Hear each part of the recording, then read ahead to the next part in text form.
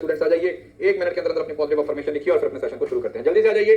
One of the most important और बहुत ही easy unit और one of my favourite unit जो कि है हमारा business economics, micro economics, managerial economics, आप कुछ भी इसको नाम दे सकते हो। This is one of the most scoring unit जो आपके एग्जाम में पूछी जाती है। सो आज हम इसको रिवाइज करेंगे। इससे पहले अगर आपको नहीं मालूम तो हम बिजनेस मैनेजमेंट की रिवीजन कर चुके हैं, हम ह्यूमन सोर्स मैनेजमेंट की रिवीजन कर चुके हैं। आज हम इस यूनिट की रिवीजन करेंगे जो कि है हमारी बिजनेस इकोनॉमिक्स। कल आप लोगों का ऑफ रहेगा, ठीक है, कल छुट्टी है। परसों हम 2 और यूनिट्स परसों हम लास्ट वर्किंग डे रहेगा, तो परसों हम स्टैटिस्टिक्स की रिवीजन करेंगे, ठीक है। उसके बाद फिर जो कॉमन यूनिट्स है उसको साथ साथ में लेके जो भी आप लोगों के सेपरेट है, जैसे स्ट्रेटेजिक ह्यूमन सोर्स मैनेजमेंट है वो मैनेजमेंट में आता है, स्ट्रेटेजिक मैनेजमेंट है वो मैनेजमेंट का हिस्सा है, लीगल एस्पेक्ट है वो कॉमर्स का हिस्सा है, अकाउंट्स है वो या ऑडिट है, बैंकिंग है वो इसका कॉमर्स का हिस्सा है, ठीक है। तो वहां से पढ़ा। तो चलिए बिना टाइम वेस्ट किए शुरू करते हैं। शुरुआत करेंगे बिजनेस इकोनॉमिक्स की डेफिनेशन से। तो हमारे पास 2 तरीके की डेफिनेशन है, एक जो शुरुआत की डेफिनेशन थी और एक थी बाद की डेफिनेशन। तो 4 डेफिनेशन दी गई है, जिसमें से पहली 2 डेफिनेशन है वो पुरानी डेफिनेशन है और दूसरी डेफिनेशन है वो कौन सी डेफिनेशन है, वो मॉडर्न डेफिनेशन। तो पुरानी डेफिनेशन में ज्यादातर फोकस किस पे किया गया था, वेल्थ और मटेरियल वेलफेयर पे। एडम स्मिथ और अल्फ्रेड मैर्शल इन दोनों की डेफिनेशन है वो पुरानी डेफिनेशन का पार्ट है। पुरानी डेफिनेशन का मतलब क्या हुआ कि जब ये माना जाता था कि जो देश की वेल्थ है वो सब कुछ डिसाइड करती है, लेकिन मॉडर्न डेफिनेशन में हमारे पास रॉबिन्सन और पॉल सैमुअल्सन आया जिन्होंने स्केर्सिटी, चॉइस और वेलफेयर के बारे में बात की। ये तो इसकी डेफिनेशन भी पढ़ेंगे, बहुत बेसिक से तरीके से इसको समझने की कोशिश करेंगे, राइट। सो अभी आगे बढ़ते हैं। सबसे पहले वेल्थ डेफिनेशन। तो ये 4 डेफिनेशन है जिसमें से वेल्थ और वेलफेयर डेफिनेशन है, ये पुरानी डेफिनेशन है। स्केर्सिटी और ग्रोथ डेफिनेशन है कि नहीं, और ये चारों पेपर में पूछी जाती है, मैथ्स का कॉलम में पूछी जाती है। पता होना चाहिए कौन सी डेफिनेशन किसने दी है। तो एडम स्मिथ ने जो डेफिनेशन दी थी वेल्थ की, मतलब study of wealth and its production, कि एक देश की जो वेल्थ है उसकी और जो भी वो देश प्रोड्यूस कर रहा है उसकी स्टडी को हम क्या बोलते हैं, इकोनॉमिक्स बोल देते हैं। वेलफेयर के अंदर बोला जाता है study of welfare, study society के वेलफेयर के बारे में बात किसने की थी, अल्फ्रेड मार्शल ने। उसके बाद लियोनेल रॉबिन्सन ने बताया कि जो स्केर्सिटी डेफिनेशन मतलब हमारी जो जरूरतें हैं वो अनलिमिटेड है लेकिन हमारे पास पैसा है वो लिमिटेड है, तो उस लिमिटेड रिसोर्सेज से हम अपनी अनलिमिटेड जरूरतों को कैसा पूरा कर सकते हैं, वो डेफिनेशन किसके द्वारा दी गई थी, रॉबिन्सन के द्वारा दी गई थी। और उसके बाद ग्रोथ डेफिनेशन है वो किसके द्वारा दी गई है, पॉल सैमुअल्सन के द्वारा दी गई है, जिसके अंदर बताया है कि study of how people and society choose to employ resources to goods and services and distribute them to consumption. तो ग्रोथ का मतलब है पूरी इकोनॉमी की ग्रोथ के बारे में कि किस तरीके से लोग रिसोर्सेज को यूज करते हैं, यूटिलाइजेशन करते हैं, उससे गुड्स और सर्विसेज प्रोड्यूस करते हैं और फिर उनको कंजम्पशन के लिए इस्तेमाल किया जा सकता है। हो सकता है सिर्फ इस 4 चीजों से आप लोगों को 2 सवाल पूछे जा सकते हैं। उसके बाद हमारे पास इकोनॉमिक्स के स्कोप में 2 चीजें आती हैं। एक आता है माइक्रो। माइक्रो का मतलब होता है जब आप इंडिविजुअल यूनिट्स की स्टडी करते हो, और माइक्रो का मतलब होता है मैक्रो का मतलब होता है जब आप पूरे सिस्टम की स्टडी करते हो। जब आप एक यूनिट की स्टडी करते हो तो स्टडी ऑफ इंडिविजुअल्स, जिसके अंदर आप क्या स्टडी करते हो, जो हम पढ़ने वाले हैं, कंज्यूमर्स की बात की जाती है, फर्म की बात की जाती है, मार्केट और इंडस्ट्रीज की बात की जाती है। और मैक्रो इकोनॉमिक्स में एज अ होल स्टडी किया जाता है, जैसे नेशनल इनकम हो गया, इंप्लॉयमेंट हो गया और इन्फ्लेशन, ठीक है। तो ये जो बड़े लेवल पे बातें होती हैं वो किसका पार्ट बनती है, वो पार्ट बनती है आपका मैक्रो इकोनॉमिक्स का। माइक्रो इकोनॉमिक्स, इंडिविजुअल और मैक्रो इकोनॉमिक्स, जहां पर बहुत बड़े लेवल पे बात की जाती है। उसके बाद हमारे पास जो इकोनॉमिक्स है वो बहुत नॉर्मली तो 2 तरीके का है, लेकिन कहीं कहीं पर 4 तरीके की भी एक्सप्लेनेशन दी हुई है। एग्जाम में जो सबसे ज्यादा पूछा जाता है वो पूछा जाता है पॉजिटिव और नॉर्मेटिव। पॉजिटिव का मतलब होता है जो चीजें जिस तरीके से जब उसको उस तरीके से एक्सप्लेन किया जाता है। तो पॉजिटिव मतलब कि जो चीजें जिस तरीके से हैं, लाइक डिस्क्राइब एंड एक्सप्लेन, जो भी एक इकोनॉमिक फिनोमिना है जो है उसको उस तरीके से दिखाया जाता है। और जो नॉर्मेटिव है ये क्या बताता है कि क्या होना चाहिए, तरीके बताता है, ठीक है। यहां पर सिर्फ प्रॉब्लम्स को डिस्क्राइब किया जाता है, यहां पर प्रॉब्लम के साथ सॉल्यूशन, बट आउट टू भी क्या होना चाहिए वो किसका हिस्सा बन जाता है, नॉर्मेटिव का हिस्सा बन जाता है। और जो डिस्क्रिप्टिव है ये भी कहीं ना कहीं आपका पॉजिटिव के साथ ही मैच करता है, लेकिन इसमें factual description of economic conditions. तो ये ऊपर यहां पर भी आप इकोनॉमिक कंडीशंस की बात कर रहे हो, यहां पर भी है, लेकिन अगर बहुत ज्यादा फैक्चुअल इंफॉर्मेशन है तो उसको डिस्क्रिप्टिव बोल दिया जाता है, नॉर्मल है तो पॉजिटिव बोल दिया जाता है। यहां पर आपकी वैल्यू जजमेंट आ जाती है, आप अपने तरफ से फिनोमिना को जजमेंट देते हो। देन आ जाता है थ्योरेटिकल, जिसके अंदर आप अलग अलग तरीके के मॉडल्स, अलग अलग तरीके के थ्योरीज बनाते हो, जिससे कि आप अलग अलग तरीके के इकोनॉमिक बिहेवियर को एक्सप्लेन कर सको। दोनों ही टॉपिक बहुत इंपॉर्टेंट है एग्जाम के पॉइंट ऑफ व्यू से। उसके बाद आता है हमारे पास 2 तरीके का इकोनॉमिक्स, मैंने आपको पढ़ा दिया है, study of individual and business decision making. तो जो जितना आप demand, elasticity of demand, consumer behaviour, production, ये सारी चीजें, कॉस्ट, मार्केटिंग स्ट्रक्चर, ये सारे पढ़ोगे, वो किसका हिस्सा है, वो माइक्रो इकोनॉमिक्स का हिस्सा है। और मैक्रो इकोनॉमिक्स का इकोनॉमी वाइड फिनोमिना, जिसके अंदर अनएम्प्लॉयमेंट पढ़ते हो आप, इन्फ्लेशन पढ़ते हो आप, नेशनल इनकम पढ़ते हो, मल्टीप्लायर पढ़ते हो, ये सारी चीजें किसके अंदर पढ़ी जाती हैं, ये मैक्रो इकोनॉमिक्स के अंदर पढ़ी जाती है। और माइक्रो इकोनॉमिक्स क्या होता है, जिसके अंदर इंडिविजुअल्स और बिजनेस डिसीजन मेकिंग के बारे में बात की जाती है, इंडिविजुअल्स और बिजनेस डिसीजंस के मेकिंग के बारे में बात की जाती है। अब जैसे डेवलपमेंटल इकोनॉमिक्स का मतलब क्या हुआ, फोकस ऑन इंप्रूविंग। डेवलपमेंटल का मतलब इंप्रूवमेंट पे, फिजिकल, इकोनॉमिक और social conditions in the developing. Development का मतलब है कि जो डेवलपिंग कंट्रीज है, जैसे भारत है, भारत के अंदर ऐसा क्या किया जाए जिससे कि जो हमारी फिजिकल इकोनॉमिक है ना, फिजिकल तो समझ जो गवर्नमेंट की टैक्सेशन पॉलिसी होती है, इकोनॉमिक और सोशल कंडीशंस उसको किस तरीके से सही किया जा सकता है। जाना जाता है international economics, deals with economics interaction between countries. 2 देश जब आपस में बात करते हैं, इसके अंदर आपका आईएमएफ, वर्ल्ड बैंक, ये सारी चीजें किसका हिस्सा बनती हैं, इंटरनेशनल इकोनॉमिक्स का हिस्सा बनती हैं। Environmental economics, economic impact on environmental policies, जो भी इन्वायरमेंट पे इकोनॉमिक पॉलिसीज का इंपैक्ट होता है। और दूसरा बिहेवियरल इकोनॉमिक्स किसको बोलते हैं, analyse the effect of psychological factors on economic decisions. तो जो बिहेवियर का मतलब है कि आप अलग अलग सिचुएशन में अलग अलग बिहेव करते हो और उस बिहेवियर के बेसिस पे आप क्या करते हो, अलग अलग तरीके के डिसीजंस लेते हो। उन डिसीजंस को की स्टडी को हम क्या नाम दे देते हैं, उस डिसीजंस की स्टडी को हम क्या नाम दे देते हैं, बिहेवियरल इकोनॉमिक्स। मतलब आपके सामने जो भी सिचुएशन है उस सिचुएशन को लेकर आप किस तरीके से बिहेव कर रहे हो उसको बिहेवियरल इकोनॉमिक्स का नाम दिया जाता है, ठीक है।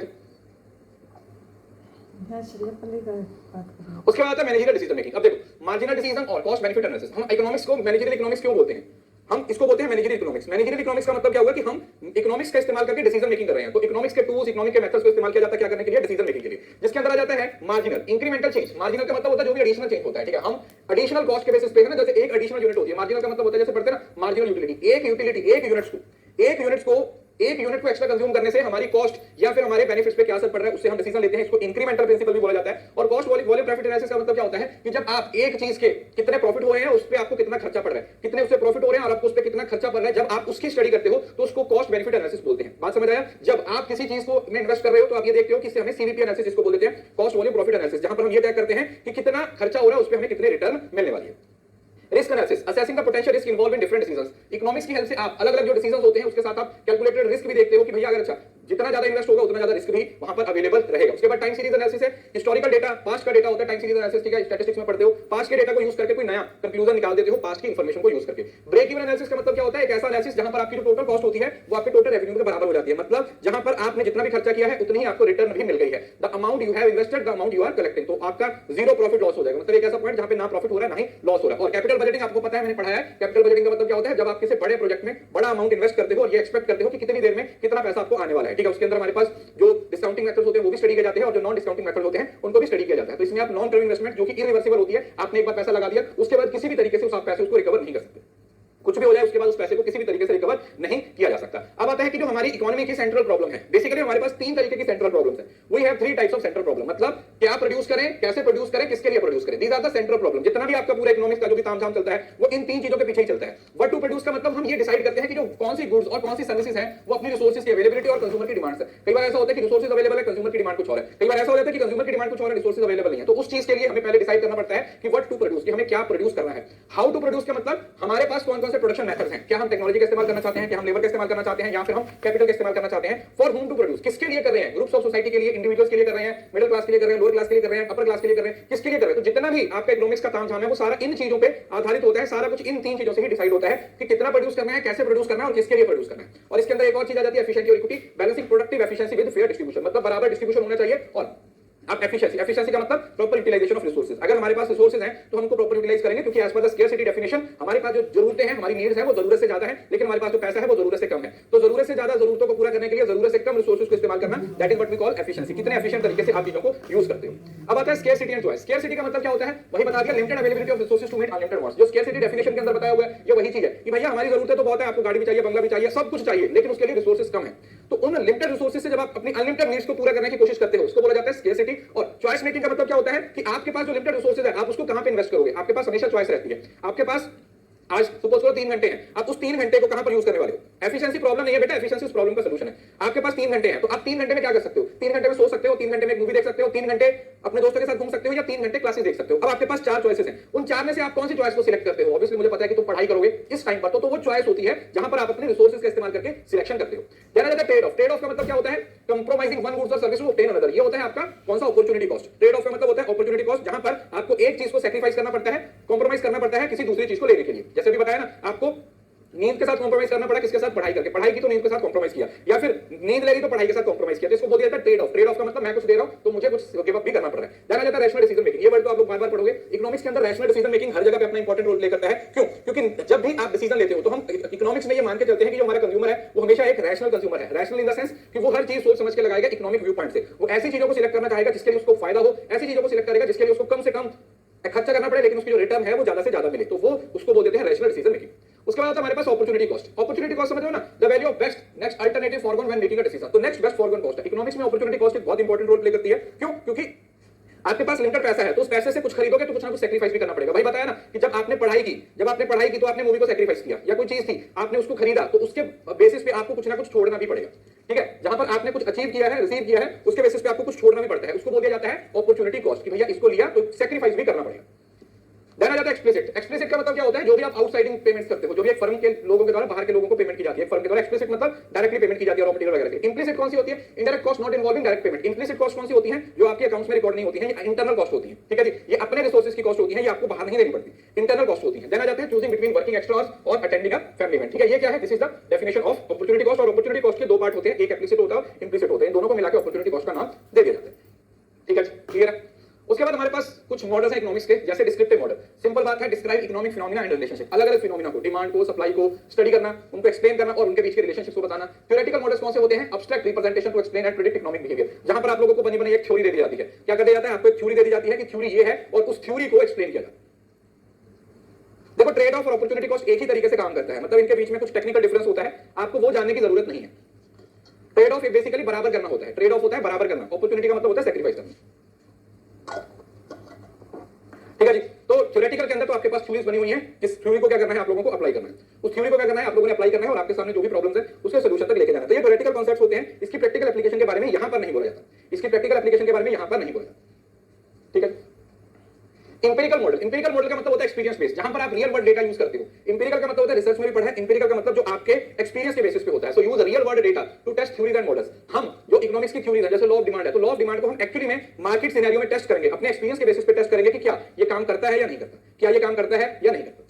Then simultaneously equation model capture multiple interrelated economic relations। simulation का मतलब क्या होता है? जहां पर आप इकोनॉमिक्स के बहुत सारे रिलेशंस, डिमांड, सप्लाई, जो आपका यूटिलिटी है, इन सभी को इकट्ठा करके क्या करते हो? स्टडी करते हो। दूसरा, स्टैटिक और डायनामिक में क्या फर्क होता है? स्टैटिक का मतलब होता है फिक्स, जब एक पर्टिकुलर पॉइंट पे आप इकोनॉमिक्स की स्टडी कर रहे हो, that is analysis economic variables at a point in time. और डायनामिक का मतलब होता है जहां पर आप वेरिएबल्स के बीच में चेंज को देखते हो कि ये जो over the period of time है, ये वेरिएबल किस तरीके से चेंज हो रहे हैं, how the variables are changing over the period of time. अलग अलग तरीके से आप समझते हो कि अच्छा वेरिएबल्स किस तरीके से इंक्रीज हो रहे हैं, वेरिएबल में किस तरीके से चेंज हुआ है। समझ रहे हो ना? ये जैसे स्टैटिक हो गया, जैसे क्रॉस सेक्शनल स्टडी करते हो, एक टाइम पर सारे वेरिएबल्स की स्टडी करते हो। और लॉन्गिट्यूडनल डायनामिक मॉडल होता है जहां पर आप लंबे समय तक एक वेरिएबल को स्टडी करते हो। तो लगातार जैसे जैसे चीजें चेंज होती रहेंगी, वैसे वैसे आप लोगों को मॉडल्स को इस्तेमाल करना पड़ेगा, वैसे वैसे आप लोगों को मॉडल को क्या करना पड़ेगा? चेंज करना पड़ेगा। तो ये डायनामिक मॉडल हो गया और ये कौन सा हो गया? Static model. ठीक है बेटा, बहुत बढ़िया। अब ये वही चार तरीके की डेफिनेशन, और मुझे नहीं लगता कि ये दोबारा पढ़ानी चाहिए, लेकिन फिर भी मैं बता देता हूं। वेल्थ डेफिनेशन है, इकोनॉमिक को स्टडी ऑफ वेल्थ बोला हुआ है। वेलफेयर डेफिनेशन है, स्टडी को मटेरियल वेल्थ की बात की गई है। स्केर्सिटी के अंदर बोला गया है कि किस तरीके से हमारे पास स्केर्सिटी है, चॉइस और अपॉर्चुनिटी है। और growth definition, study of economic growth and development. इनसे सवाल पूछा जाता है, इससे सवाल पूछा जाता है, इस वजह से ये रिपीट भी हो गया है। स्टार्टिंग में पढ़ा, मतलब तीसरी बार आ रहा है अगर घुमा फिरा के देखो तो। पहली जो दो डेफिनेशन है वेल्थ और वेलफेयर, ये ट्रेडिशनल है, लेकिन जो स्केर्सिटी और ग्रोथ डेफिनेशन है, ये मॉडर्न डेफिनेशन की बात हुई।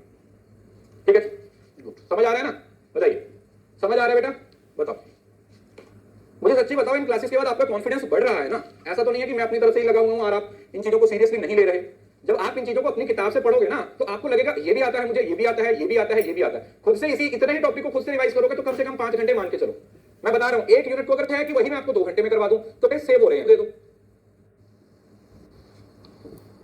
आ गया था next topic, that is utility analysis. Utility का मतलब क्या होता है? यूटिलिटी का मतलब होता है वांट सैटिस्फाइंग पावर। कोई भी चीज जो आपको किसी तरीके की खुशी देती है तो हम बोलते हैं कि वो आपको यूटिलिटी प्रोवाइड करती है ना? वो आपको क्या करती है? यूटिलिटी प्रोवाइड करती है। सो utility is the measure of satisfaction. ये क्या है? ये मेजर ऑफ सैटिस्फैक्शन है, pleasure that individual get from consuming goods और सर्विसेज। जब एक कंज्यूमर गुड्स या सर्विसेज को कंज्यूम करता है, गुड्स और सर्विसेज को कंज्यूम कर रहा है, तो उससे उसको जो भी बेनिफिट मिल रहा है उसको यूटिलिटी बोल दिया जाता है। इसका मतलब ये आपके लिए वैल्यू और बेनिफिट है that consumer drive from a product. आप एक प्रोडक्ट को यूज करते हो, उस प्रोडक्ट को यूज करने से जो भी आपको बेनिफिट हो रहा है, जो भी आपको फायदा हो रहा है, उसको यूटिलिटी बोला जाता है। आपको जो भी फायदा हो रहा है उसको यूटिलिटी बोला जाता है।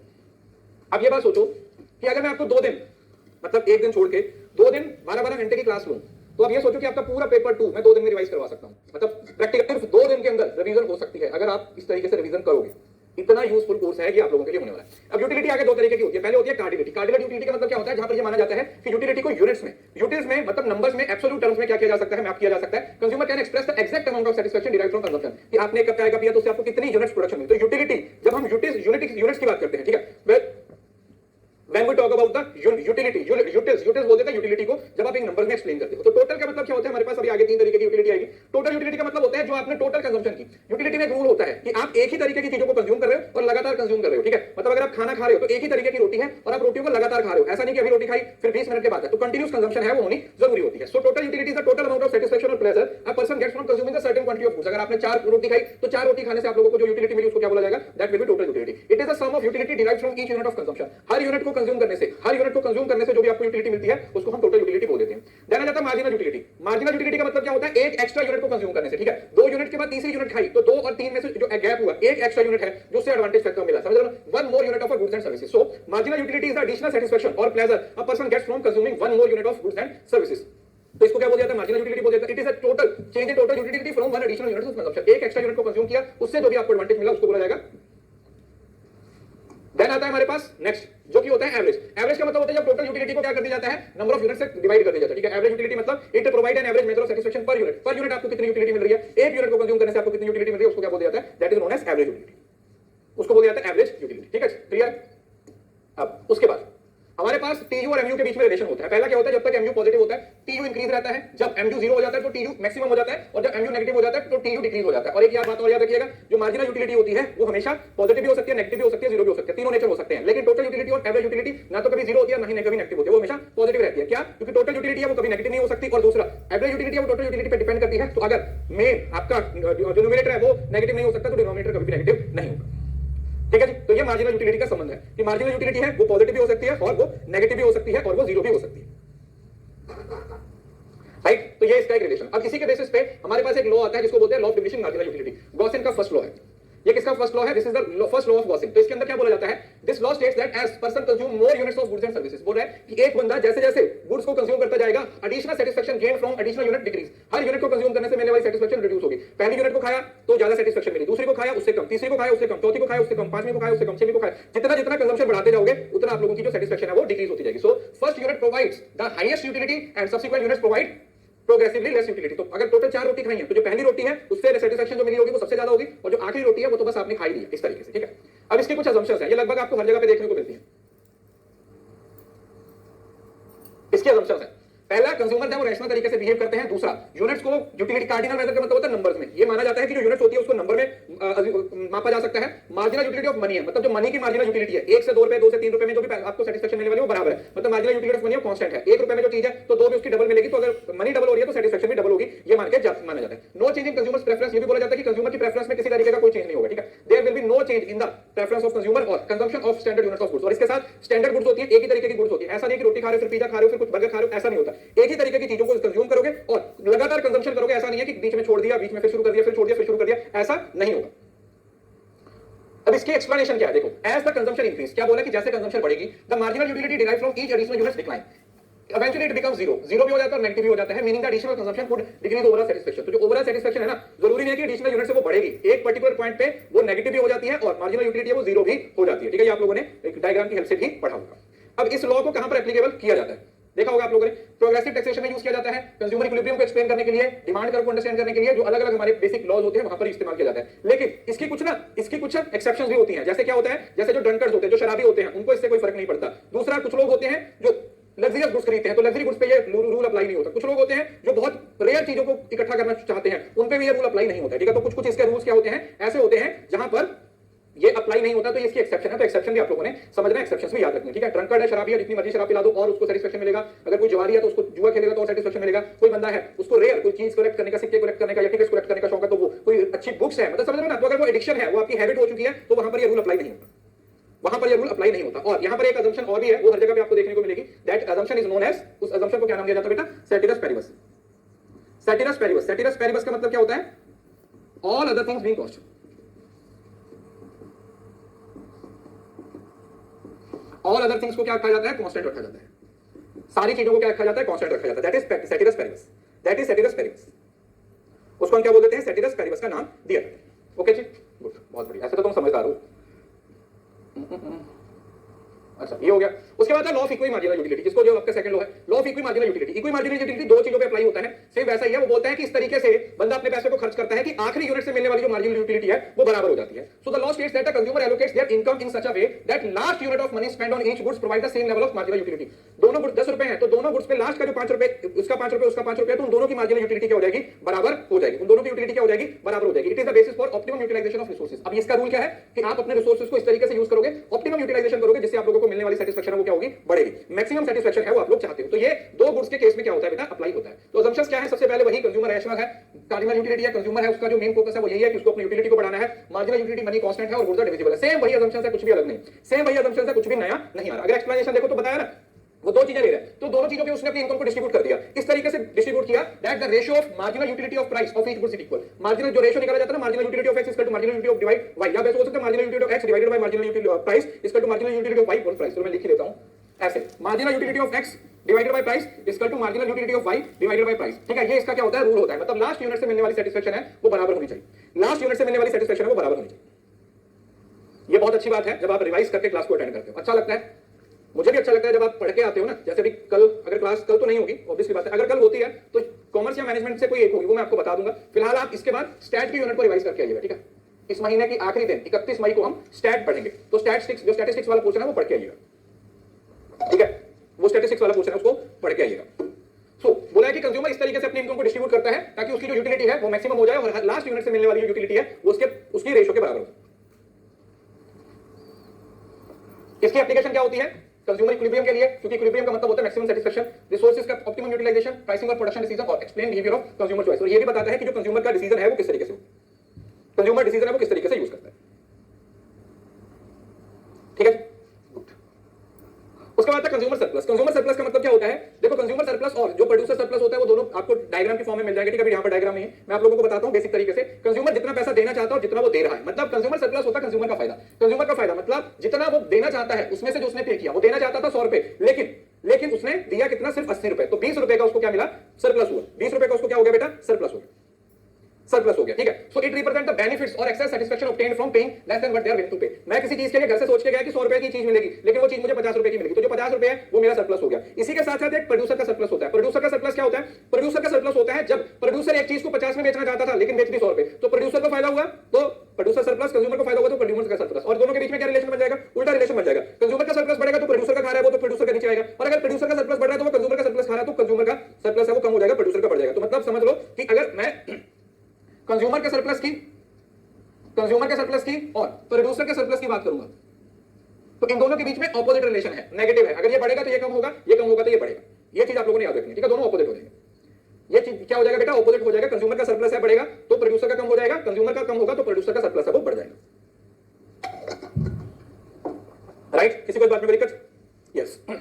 देन आ जाता है इन दोनों लॉस के बीच में क्या डिफरेंस है। देखो पहला अगर आप देखो law of diminishing marginal utility, it focuses on decrease in additional satisfaction as consumption increase, कि जैसे जैसे कंजम्पशन इंक्रीज होगी जो आपकी टोटल सैटिस्फैक्शन है वो क्या हो जाएगी, रिड्यूस हो जाएगी। और इक्वी मार्जिनल यूटिलिटी का मतलब focus on the optimum allocation of resources, कि आप अपने रिसोर्सेज को कितने बढ़िया तरीके से यूज कर रहे हो ताकि जो मार्जिनल यूटिलिटी है वो आपकी लास्ट यूनिट की दोनों गुड्स पे जो आप स्पेंड कर रहे हो वो बराबर हो जाएगी। क्लियर है जी? तो ये दोनों का। और एक बात और बहुत बढ़िया लिखा है हिमांगी ने, इन दोनों सरप्लस को इकट्ठा कर दिया जाए ना, अगर मैं इन दोनों के बीच में प्लस का ऐड लगा देता हूं, अगर मैं इनको दोनों का ऐड कर देता हूं तो ये इकोनॉमिक सरप्लस बन जाता है। This becomes the economic surplus. ठीक है, ये भी कुछ छोटे छोटे पॉइंट्स तो मुझे याद आ रहे हैं वो मैं आप लोगों को बताता चलूं। ठीक है, गुड। ऐसे लिख दिया करो कमेंट्स में, अगर कुछ यहां पर चीज मिस हो जाती है ना तो उसको लिख दिया करो। तो उसके बाद हमारा नेक्स्ट टॉपिक है ऑर्डिनल यूटिलिटी। ठीक है, ऑर्डिनल यूटिलिटी। अब ऑर्डिनल यूटिलिटी इंडिफरेंस करके एनालिसिस होता है। तो यहां पर क्या माना जाता है कि जो यूटिलिटी होती है ना उसमें उसको रैंक किया जा सकता है, but can not measured in number. मतलब आप बोल सकते हो कि आप प्रेफरेंस के अकॉर्डिंग लगा सकते हो। आप किसी चीज को लेने जा रहे हो तो आप प्रेफर कर सकते हो कि भैया मेरे को अगर आइसक्रीम खानी है तो आप 4 फ्लेवर है, ठीक है, अलग अलग तरीके से, बटर स्कॉच है, चॉकलेट है, वनीला है, स्ट्रॉबेरी है, चार फ्लेवर है। तो आप अपनी चॉइस के हिसाब से आपको जो सबसे बढ़िया लगता है आप उसको पहले रैंक पे, जैसे आपको सपोज करो वनीला पसंद है तो आप वनीला को फर्स्ट प्रेफरेंस दोगे क्योंकि आपको ये लगता है कि वनीला से आपको सेटिस्फैक्शन है वो ज्यादा मिलेगी। तो इसके लिए आप इंडिफरेंस कर्व का इस्तेमाल करते हो। इंडिफरेंस कर्व एक ऐसी कर्व होती है जहां पर दो गुड्स के एक ऐसे कॉम्बिनेशन को दिखाया जाता है जो आपको same level of satisfaction provide करते हैं। सेम लेवल ऑफ सेटिस्फैक्शन है वो प्रोवाइड करते हैं, इसके अंदर इंडिफरेंस कर्व। तो इसके अंदर ग्राफिक प्रेजेंटेशन किस तरीके से होती है, ये आप लोगों का इंडिफरेंस कर्व इस तरीके से बनता है। ठीक है, यहां पर आप लोगों को अलग जितने कॉम्बिनेशंस होते हैं वो सेम लेवल ऑफ सेटिस्फैक्शन देते हैं। ये हिग्स और एलन के द्वारा दिया गया था कॉन्सेप्ट, हिग्स एंड एलन के द्वारा ये कॉन्सेप्ट दिया गया था, हिग्स और एलन के द्वारा ये कॉन्सेप्ट दिया गया था। ठीक है जी, इसकी असम्पशंस क्या है, इसकी असम्पशंस क्या है, देखो बेसिक असम्पशन है कंज्यूमर का बिहेवियर है वो एकदम से रैशनल है, उसको पता है क्या करना है कैसे करना है, तो वो हर चीज को सोच समझ के कर रहा है। दूसरा कंसिस्टेंसी, कंसिस्टेंसी का मतलब क्या है, preference are consistent, A is prefer to B और B to C, then A is prefer to C. मतलब वो अपनी चॉइस को चेंज नहीं करेगा। और ट्रांसिटिविटी होती है, ट्रांसिटिविटी का मतलब होता है कि अगर A is prefer to B and B to C then A is to C. होता है A all A are B all A are C, so all B are C, so all A are C. तो इन मतलब intermediate relation होता है, समझ लो ना इस तरीके से। अगर ए से बी तक जा रहे हो और बी से सी तक जा रहे हो तो ऑब्वियसली बात है ए से सी तक भी जाओगे। इस रिलेशन को क्या नाम दिया जाता है, this relation is known as transitivity. इस रिलेशन को बोला जाता है ट्रांसिटिविटी, और ये एक मॉडर्न अप्रोच है, उस अप्रोच की प्रॉब्लम्स को खत्म किया गया। तो नॉन सैटिस्फैक्शन का मतलब होता है more of a good is always prefer to less. मतलब आप ज्यादा को प्रेफर करते हो लेकिन आप ओवर सप्लाइड नहीं हो। आप ज्यादा को प्रेफर करोगे लेकिन आपको ओवर सप्लाई नहीं किया गया है, आपको उतना ही दिया गया जितनी आपको जरूरत है। और दूसरा diminishing marginal rate of substitution, इसका मतलब क्या होता है, at the rate at which consumer is willing to substitute one goods. एक गुड्स को सब्स्टिट्यूट करते हो अदर के लिए as consumer more of substitute goods. एक गुड्स की कंजम्पशन बढ़ेगी, पैसा तो उतना ही है, अगर एक को बढ़ोगे तो दूसरे के कंजम्पशन को रिड्यूस करनी पड़ेगी, क्यों, क्योंकि इनकम सेम होती है। तो एक को बढ़ाने से दूसरा जितना सैक्रिफाइस कर रहे हो उसी को हम मार्जिनल रेट ऑफ सब्स्टिट्यूशन बोल देते हैं। That is what we call marginal rate of substitution. इसको क्या बोला जाता है बेटा, this is what we call marginal rate of substitution. इसके अगर प्रॉपर्टीज की बात करें, सबसे पहले तो ये कन्वेक्स टू ओरिजिन होता है। इसका रीजन क्या होता है, एक की कंजम्पशन बढ़ रही है तो दूसरे की कम होती है, तो डाउनवर्ड स्लोप होती है, डाउनवर्ड स्लोप होती है। तो indicate that maintain the same level of utility as the quantity of one good decrease the quantity of other increase. ठीक है, तो इस तरीके से ये डाउनवर्ड स्लोप होता है, तो इसी को हम बोलते हैं कन्वेक्स टू ओरिजिन। कन्वेक्स। तो ये इस तरीके से होता है जहां पर एक ऑपोजिट रिलेशन हो जाता है, डाउनवर्ड स्लोप होता है। दूसरा कन्वेक्स, ये बताया convex reflects the diminishing marginal rate of substitution, और जैसे जैसे आप नीचे आते हो जो मार्जिनल रेट ऑफ सब्स्टिट्यूशन है वो क्या होता है, रिड्यूस होता है, क्योंकि एक की कंजम्पशन बढ़ रही है दूसरे की कम हो रही है, इनकम आपकी सेम रहती है। नॉन इंटरसेक्टिंग, ये कभी भी आपस में इंटरसेक्ट नहीं करते हैं, दे विल नेवर इंटरसेक्ट, कभी भी, ठीक है, जितने मर्जी आप इंडिफरेंस कर्व बना लो ये कभी भी आपस में इंटरसेक्ट नहीं करेंगे। और दूसरा जितना ऊपर होगा उतना आप लोगों को सेटिस्फैक्शन ज्यादा मिलेगा, मतलब अगर इंडिफरेंस कर्व ऊपर है तो उससे सेटिस्फैक्शन नीचे वाले से हमेशा ज्यादा मिलेगा।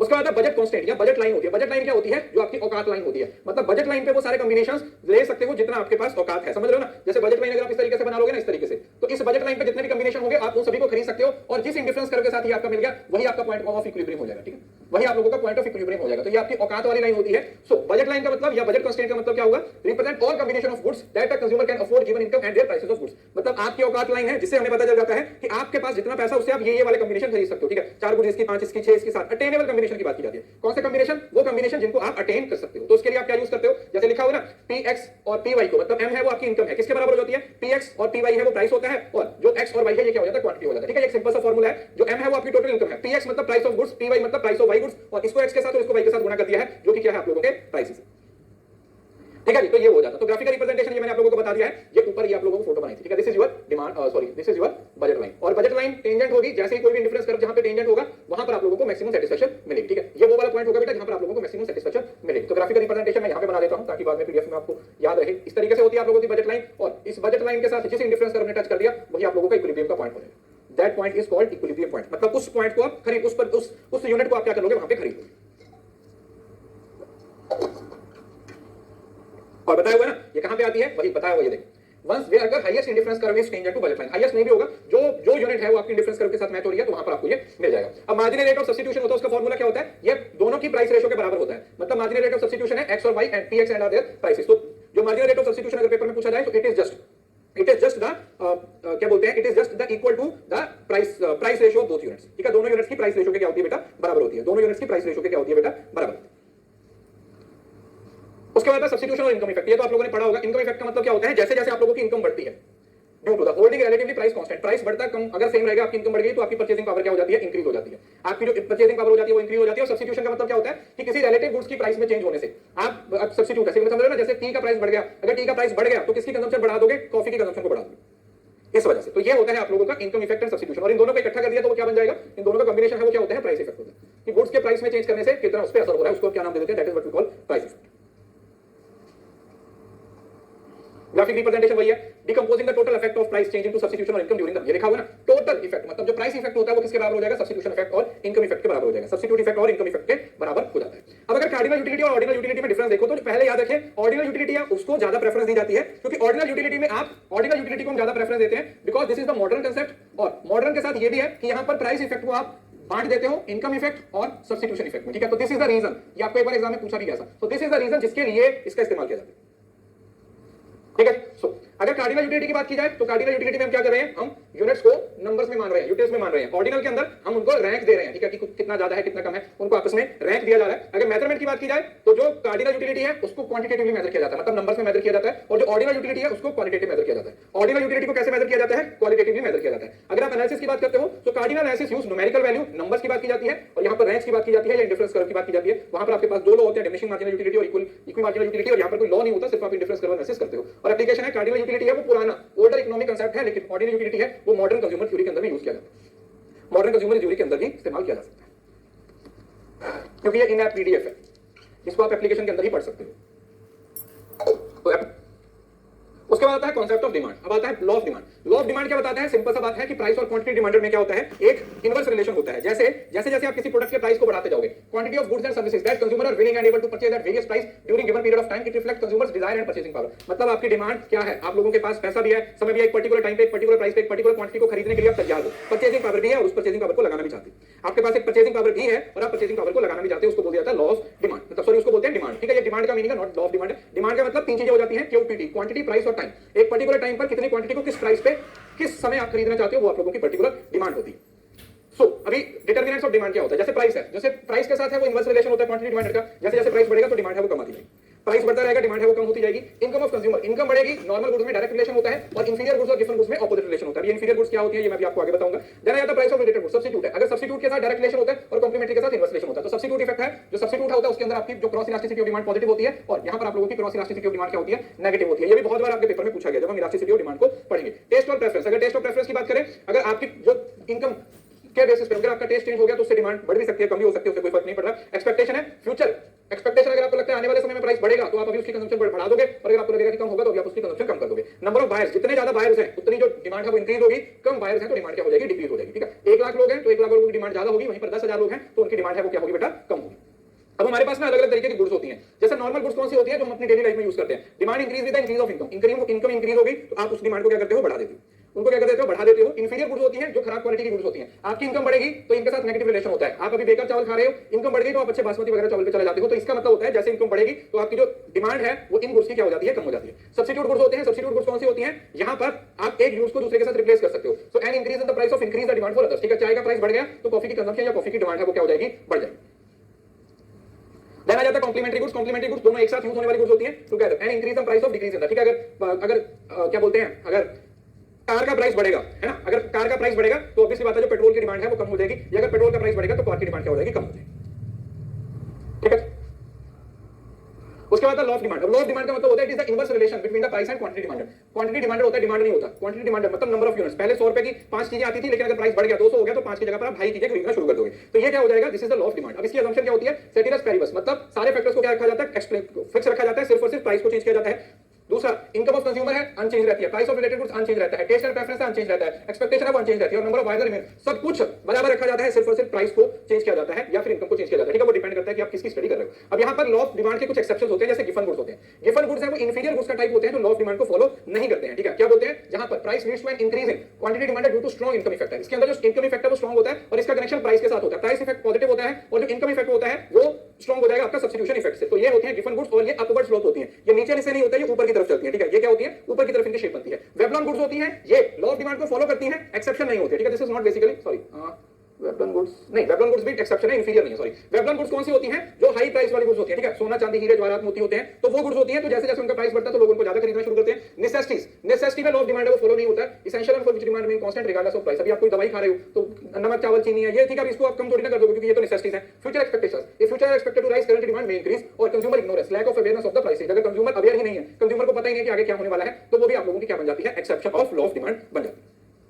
उसके बाद एक जो सबसे ज्यादा एग्जाम में सवाल पूछा जाता है वो यहां से पूछा जाता है shift and movement of demand curve. देखो, movement along the demand curve, along the demand curve कब होता है, जहां पर प्राइस चेंज होता है। अगर आपका प्राइस चेंज हुआ तो डिमांड कर्व अपनी जगह से नहीं चेंज होगी, ऊपर नीचे हो जाएगी सेम डिमांड कर्व पे। याद रखिए, movement along the curve, change in quantity demanded जिससे प्राइस चेंज होता है, result in movement along the demand curve. Price बढ़ गया तो किस साइड को शिफ्ट हो रही है, प्राइस कम हुआ तो किस साइड को शिफ्ट, मतलब कोई नई डिमांड कर्व है वो नहीं बनती है, तो प्राइस के साथ सेम डिमांड कर्व पे शिफ्ट होता है। लेकिन अगर प्राइस की बजाय कुछ और चेंज होता है, नॉन प्राइस फैक्टर, जैसे इनकम टेस्ट है, कॉस्ट ऑफ डिमांड कर्व है वो अपनी जगह से लेफ्ट की तरफ या राइट की तरफ शिफ्ट हो जाएगी, या तो वो लेफ्ट की तरफ चली जाएगी या फिर वो राइट की तरफ चली जाएगी, लेफ्ट की तरफ चली जाएगी या राइट की तरफ चली जाएगी। ठीक है, इसके अंदर मैं स्टार लगा देता हूं, एक्चुअली यहां पर उसके नोट्स बन नहीं पाए, पता नहीं या तो मिस हो गया। इसके अंदर ना डाउनवर्ड स्लोप, राइटवर्ड, अपवर्ड ये है। ठीक है, तो इसको प्लीज अपने एंड से एक बार रिवाइज कर लीजिएगा अपने नोट से। ठीक है, वो पॉइंट यहां पर मिस हो गया है तो इसमें नोट्स में नहीं है, तो आप अपनी कॉपी से जाकर उसको एक बार जरूर से पढ़ लीजिएगा। मूवमेंट अलोंग है, मूवमेंट में किस तरीके से अपवर्ड या डाउनवर्ड, राइटवर्ड, लेफ्टवर्ड शिफ्ट होता है, तो वो जरूर से पढ़ लीजिएगा, मैंने स्टार लगा दिया। ठीक है, ताकि आपको याद रहे। उसके बाद types of demand, individual demand होती है, अगर एक सिंगल बंदे की डिमांड है तो सिंगल हो जाएगी। मार्केट डिमांड है, total demand by all consumer, जितने भी कंज्यूमर्स हैं सारे लोग मिलकर जो डिमांड करते हैं उसको क्या बोला जाता है, उसको बोला जाता है मार्केट डिमांड। ज्वाइंट का मतलब होता है कॉम्प्लीमेंट्री डिमांड। ठीक है, जब आप दो चीजों को एक साथ यूज करते हो तो उसको ज्वाइंट डिमांड बोलते हैं। कंपोजिट डिमांड का मतलब क्या होता है, जब एक चीज को काफी सारी चीजों के लिए यूज किया जा सकता है, जैसे दूध होता है, अब दूध को 36 तरीके से यूज किया जा सकता है, तो दूध की डिमांड को क्या बोलते हैं, कंपोजिट डिमांड। एक होती है डायरेक्ट डिमांड, जो आप डायरेक्टली करते हो, जैसे आप घर बनाते हो तो घर की डिमांड है वो डायरेक्ट डिमांड है, लेकिन उस घर को बनाने के लिए आपको बहुत सारी चीजों की जरूरत पड़ती है, कौन सी, जैसे ईंट पत्थर रोटी बजरी, तो उन सारी चीजों को डायरेक्ट डिमांड बोलते हैं। मतलब जब एक गुड्स की डिमांड से दूसरी गुड्स को क्या ओरिजिन होता है, एक गुड की डिमांड से दूसरी गुड्स का ओरिजिन होता है, तो उसको क्या बोला जाता है, that is what we call derived demand. Derived demand.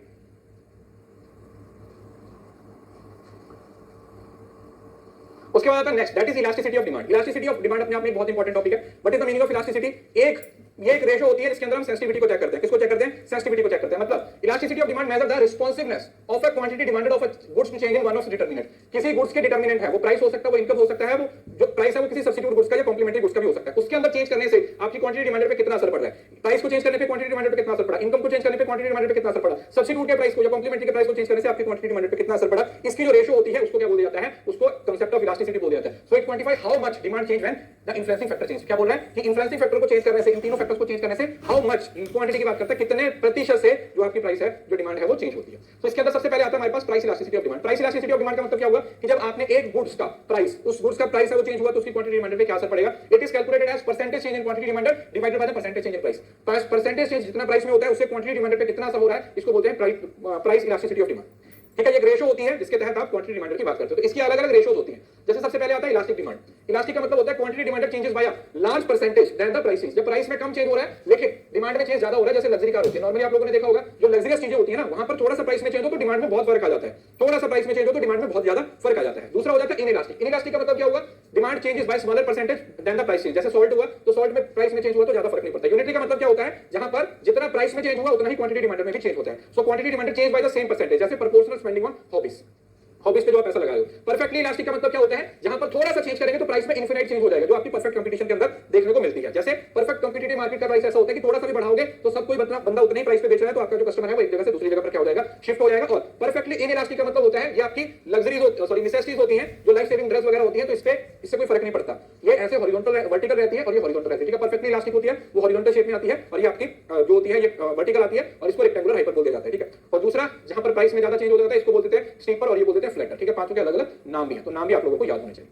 उसके बाद आता है इनकम इलास्टिसिटी ऑफ डिमांड। अब इसमें सेम कंज्यूमर की इनकम को चेंज कर दिया, पहले प्राइस को चेंज किया था, यहां पर कंज्यूमर की इनकम को चेंज कर दिया, तो इनकम को चेंज करने से प्राइस पे कितना असर पड़ा। कंज्यूमर की इनकम को चेंज किया, इनकम को चेंज करने से प्राइस पे कितना असर हुआ वो किससे पता चलेगा, वो इनकम इलास्टिसिटी ऑफ डिमांड से निकलेगा। अब ये भी आप लोगों के पास काफी तरीके की होती है। एक होती है पॉजिटिव। पॉजिटिव का मतलब क्या हुआ, quantity demanded increase as income increase. तो जैसे रेस्टोरेंट मील्स होते हैं, नॉर्मल गुड्स के केस में इनकम इलास्टिसिटी ऑफ डिमांड क्या होती है, पॉजिटिव होती है। आप जैसे ही आपकी इनकम बढ़ती है तो आप स्पेंडिंग थोड़ी सी बढ़ा देते हो नॉर्मल गुड्स के केस में। ठीक है, स्पेंडिंग होती है वो क्या कर देते हो, थोड़ी बढ़ा देते हो, तो that is normal goods. Normal goods के केस में positive income elasticity of demand होती है। नेगेटिव किसमें होती है, इंफीरियर गुड्स के केस में, typically associated with the inferior goods. ठीक है, पहले कुछ देसी चावल खा रहे थे लेकिन अब आपकी इनकम बढ़ गई है तो देसी की बजाय आपने अब विदेशी चावल खाना शुरू कर दिया तो उसकी डिमांड कम होगी। जीरो का मतलब क्या हुआ, क्वांटिटी डिमांड पे कोई फर्क नहीं पड़ा। जैसे आपकी क्वांटिटी होती है साल्ट, अब ऐसा तो है नहीं कि इनकम बढ़ गई है तो 2 चम्मच शक्कर डालते थे अब 4 चम्मच शक्कर डालोगे ना, उससे तो कोई फर्क नहीं पड़ेगा ना। तो इस वजह से यहां पर जीरो इनकम इलास्टिसिटी कंसीडर की जाती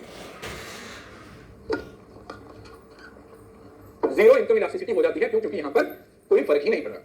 अब इसके अंदर कई बार ऐसा भी होता है कि high income elasticity, high response to income change. Income change से जो क्वांटिटी डिमांड है उस पे बहुत ज्यादा फर्क पड़ जाता है। जैसे हाई एंड इलेक्ट्रॉनिक्स होता है, जो जैसे लग्जरियस आइटम्स होती हैं उस पे ज्यादा फर्क पड़ता है, और लो में होता है कम होता है, जैसे बेसिक फूड आइटम्स होती है। तो लो इनकम इलास्टिसिटी हो सकता है और जीरो इनकम इलास्टिसिटी भी हो सकता है। उसके बाद हमारे पास आता है क्रॉस इलास्टिसिटी। अब क्रॉस इलास्टिसिटी में आप किसको स्टडी करते हो, क्रॉस इलास्टिसिटी ऑफ डिमांड के अंदर हम बेसिकली ना तो प्राइस देखते हैं ना ही इनकम देखते हैं। हम प्राइस देखते हैं रिलेटेड गुड्स का, आपके सब्स्टिट्यूट के या फिर आप लोगों के कॉम्प्लीमेंट्री से क्या असर पड़ रहा है। So measure the responsiveness of quantity demanded of one goods to change in the price of another related goods. It is calculated as the percentage change in quantity demand of one goods divided by the percentage change in the other goods. दूसरे goods के, ठीक है, समझ रहे हो ना। चाय के प्राइस में बढ़ा, चाय का प्राइस बढ़ा दिया या चाय का प्राइस कम कर दिया तो उससे कॉफी की डिमांड पे क्या असर पड़ेगा। सब्स्टिट्यूट और कॉम्प्लीमेंट्रीज होते हैं। तो इसके अंदर दो चीजें होती है, या तो आप सब्स्टिट्यूट का यूज करते हो या फिर कॉम्प्लीमेंट्रीज होती है। सब्स्टिट्यूट के केस में क्या होता है, income elasticity, sorry cross elasticity of demand positive होती है और कॉम्प्लीमेंट्री के केस में क्या होती है, नेगेटिव होती है। ठीक है, ये भी लिख लीजिए, कई बार आपके एग्जाम में पूछा जाता है।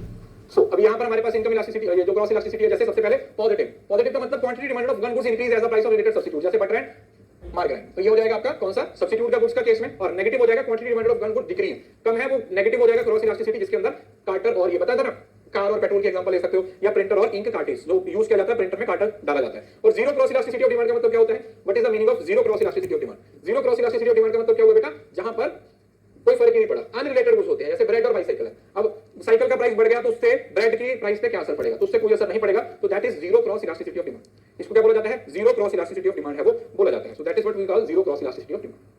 अब कौन कौन से फैक्टर्स हैं जो अफेक्ट करते हैं, जैसे आपका आ गया अवेलेबिलिटी ऑफ सब्स्टिट्यूट। जितने ज्यादा सब्स्टिट्यूट हैं उतनी इलास्टिसिटी इंक्रीज होगी। नेसेसिटी वर्सेस लग्जरी, जो नेसेसिटीज होती है उनमें इलास्टिक डिमांड होती है, लेकिन लग्जरी में इलास्टिसिटी वो ज्यादा होती है। नेसेसिटीज में क्योंकि आपको कोई फर्क नहीं पड़ता, आप अपने पर्सनल रिसोर्सेज यूज करते हो। Proportion of income, goods that take up larger proportion tends to have more elastic. उन गुड्स जिन पे आपकी ज्यादा इनकम जाती है तो वो ज्यादा इलास्टिक होती है। Time period, demand is more elastic in long term, जो लंबे समय तक होती है वो ज्यादा इलास्टिक होती है। शॉर्ट टर्म में इलास्टिसिटी है वो ज्यादा प्रभाव नहीं डालती है। उसके बाद आता है ब्रांड लॉयल्टी, स्ट्रॉन्ग, अगर आपकी किसी ब्रांड के साथ लॉयल्टी है तो फिर उसके प्राइस बढ़े या कम उससे क्या ही फर्क पड़ता है ना। सो दैट इज इनइलास्टिक कर देगी। और definition of market, broadly defined goods है मोर इनइलास्टिक डिमांड कंपैरेटिवली नैरो। तो जो ब्रॉडली डिफाइंड गुड्स होती हैं, मतलब जितनी बढ़िया डेफिनेशन दी होगी गुड्स की वो उतनी इनइलास्टिक होंगी, जितना लोगों को कम पता होगा उतना इलास्टिक होगा, क्योंकि लोगों को उनके इस्तेमाल के बारे में नॉलेज नहीं है। ठीक है, ये वाला चार्ट जरूर से पढ़ लीजिएगा, ये यहाँ पर और भी बेहतर तरीके से दिया हुआ। ओके, 1 घंटा हो गया, हमने 3 टॉपिक पढ़ लिए हैं, छोटा सा 1 मिनट का ब्रेक ले लीजिए। ये उसको सेपरेटली पढ़ेंगे। यूटिलिटी मैं डाउनलोड करूं, फिर उसमें क्या आपको बहुत सारे 65 तक ही आएंगे और जितनी 20-25 क्वेश्चन आपको आउट ऑफ कंटेक्स्ट देखने को सा इस चीज पे ध्यान दीजिए कि आपको बहुत सारी चीजें आउट ऑफ कंटेक्स्ट देखने को मिलेंगी। अरे भाई आपको क्या हमने भी देखी थी, जब हमने पेपर दिया था, हमसे पहले जिसने 4 साल दिया था उसने भी दिया था। हर बार कुछ ना कुछ नया आएगा, जो आ रहा है उसके बारे में तो नहीं पता, लेकिन जो आ चुका है उसको पढ़ के जाओ। समझ रहे हो ना?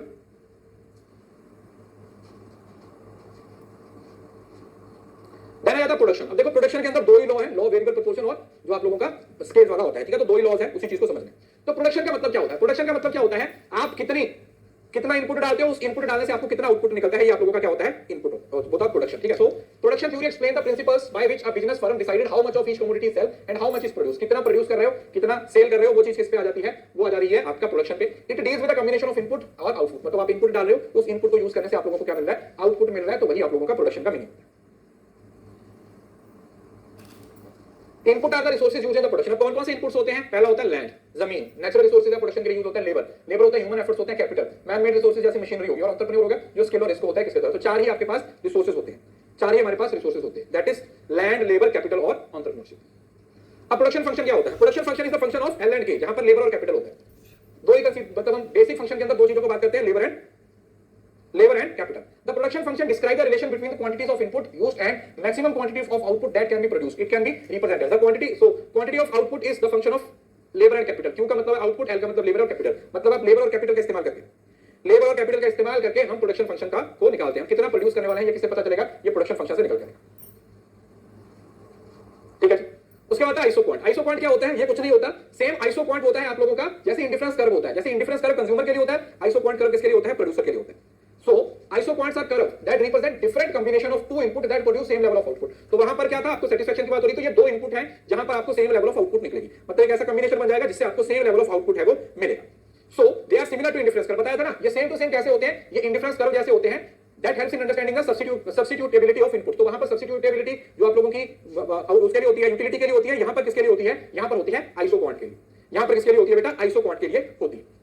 So producers का इक्विलिब्रियम सेम वही। प्रोड्यूसर क्या होता है? When firm maximize its output given at cost constant और minimize its cost for a given level of output. So consumer equilibrium का मतलब क्या हुआ? एक ऐसा पॉइंट जहां पर जो आप लोगों का कंज्यूमर है वो अपने मैक्सिमम आउटपुट निकाल रहा है अपने लिमिटेड इनपुट को यूज करके। समझ लो ना? देखो प्रोडक्शन फंक्शन और यूटिलिटी फंक्शन आपस में मिलता जुलता है। फर्क क्या है? जहां पर यूटिलिटी की बात की जाती है वहां पर कंज्यूमर के हिसाब से सोचा जाता है, कंज्यूमर क्या कर रहा है, कंज्यूमर को क्या करना चाहिए। और वहां पर जब हम बात कर रहे हैं आइसो पॉइंट की या प्रोडक्शन की, तो यहां पर सब कुछ प्रोडक्शन के पॉइंट ऑफ व्यू से या प्रोड्यूसर के पॉइंट ऑफ व्यू से सोचा जाता है। बस आपको दो ही चीजें समझनी है। प्रोड्यूसर के पॉइंट ऑफ व्यू से सोचोगे तो वो प्रोडक्शन फंक्शन है, लेकिन कंज्यूमर के पॉइंट ऑफ व्यू से सोचोगे तो वो कौन सा फंक्शन है? वो यूटिलिटी फंक्शन है। बाकी सारी चीजें लगभग आपकी सेम होती हैं। बाकी सारी चीजें आपकी क्या होती हैं? सेम होती हैं। बाकी सारी चीजों में किसी तरीके का कोई फर्क है वो आपको देखने को नहीं मिलता, ठीक है जी?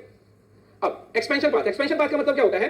देन द आइसो पॉइंट, जो आइसो पॉइंट होती है वो आपकी आइसो कॉस्ट के बराबर होती है, meaning the marginal rate of technical substitution equal to the ratio of input price. Same वही है जो आप लोगों का पहले डिमांड कर्व के साथ आपका जो प्राइस जो बजट लाइन पे आपका टेंजेंट होता है ना, डिफरेंस कर्व, वहां पर उसको इक्विलिब्रियम बोल दिया गया और इसी को यहां पर क्या बोल दिया गया कि ये कंज्यूमर का इक्विलिब्रियम प्रोड्यूसर का इक्विलिब्रियम हो जाएगा, ठीक है? तो सेम टू सेम उसी तरीके से है जैसे वहां पर काम हो रहा था। उसके बाद एक टर्म आती है एक्सपेंशन पाथ। एक्सपेंशन पाथ का मतलब क्या होता है? It trace the optimal combination of input as the scale of production expand. अब जैसे जैसे आपके प्रोडक्शन का स्केल क्या होता है? बढ़ता रहता है, ठीक है? जैसे जैसे आपके प्रोडक्शन का जो स्केल होता है वैसे बाहर की तरफ जाता रहेगा, ठीक है? ऐसे बाहर की तरफ जाता रहेगा। तो ये आप लोगों को एक एग्जैक्ट क्या बताएगा? ऑप्टिमल कॉम्बिनेशन बताएगा कि अगर आपका जो प्रोडक्शन एक्सपेंड भी होता है उस टाइम पे हमारे पास कौन कौन से बेस्ट कॉम्बिनेशन हो सकते हैं जिसको हम यूज कर सकते हैं। It is the locus of point where iso point and iso cost lines are tangent showing how input usages change with change in production level. तो ये एक ऐसी लेवल दिखाता है जहां पर कि जैसे जैसे आपका प्रोडक्शन लेवल बढ़ेगा वैसे वैसे आप लोगों का इनपुट का जो चेंज है वो भी बढ़ेगा,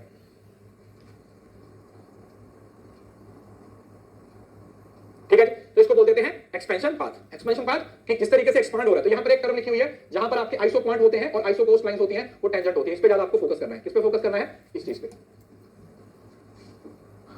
इस पे। आइसो पॉइंट और iso cost lines are tangent, तो दोनों टेंजेंट हो जाती है जैसे पहले होता है। जैसे पहले पढ़ा था उसी तरीके से इसको क्या नाम दिया जाता है? This is what we call expansion path. और वहां पर marginal rate of substitution use होता है और यहां पर कौन सा यूज होता है? यहां पर marginal rate of technical substitution होता है। क्यों? क्योंकि प्रोडक्शन के अंदर बेसिक फोकस किस पे होता है? बेसिक फोकस होता है कि आप टेक्नोलॉजी को सेम रखते हो। जहां पर जितनी देर भी आप प्रोडक्शन करते हो आप टेक्नोलॉजी को चेंज नहीं करते हो। That is one of the assumptions of production function. आप लोकस का मतलब जहां पर फोकस किया जाता है, सेंट्रल पॉइंट बोल सकते हो। सो मार्जिनल रेट ऑफ सब्स्टिट्यूशन क्या होता है? वहां पर क्या था? एक को सैक्रिफाइस कर रहे थे, यहां पर एक इनपुट को can be substituted for another while keeping the level of output constant. आपका लेवल ऑफ आउटपुट उतना ही रहेगा, तो आपको एक गुड्स को सैक्रिफाइस मतलब एक इनपुट को सैक्रिफाइस करना पड़ेगा दूसरे इनपुट के लिए। मतलब अगर एक्स और वाई दो गुड्स आप यूज कर रहे हो इनपुट के लिए, तो अगर आपने एक्स की क्वांटिटी को बढ़ा दिया लेकिन आउटपुट तो सेम रहेगा, तो वाई के जो यूनिट्स है उसको रिड्यूस करना पड़ेगा। सेम टू सेम वैसे ही जो आप लोगों ने पढ़ा। So it is the slope of iso point and is calculated of ratio of margin. तो एमआरपीएस क्या होता है? एल फॉर के, एमपी है वो एल और इसकी रेशियो, ठीक है? दोनों की रेशियो, लेबर और कैपिटल की रेशियो से निकलता है।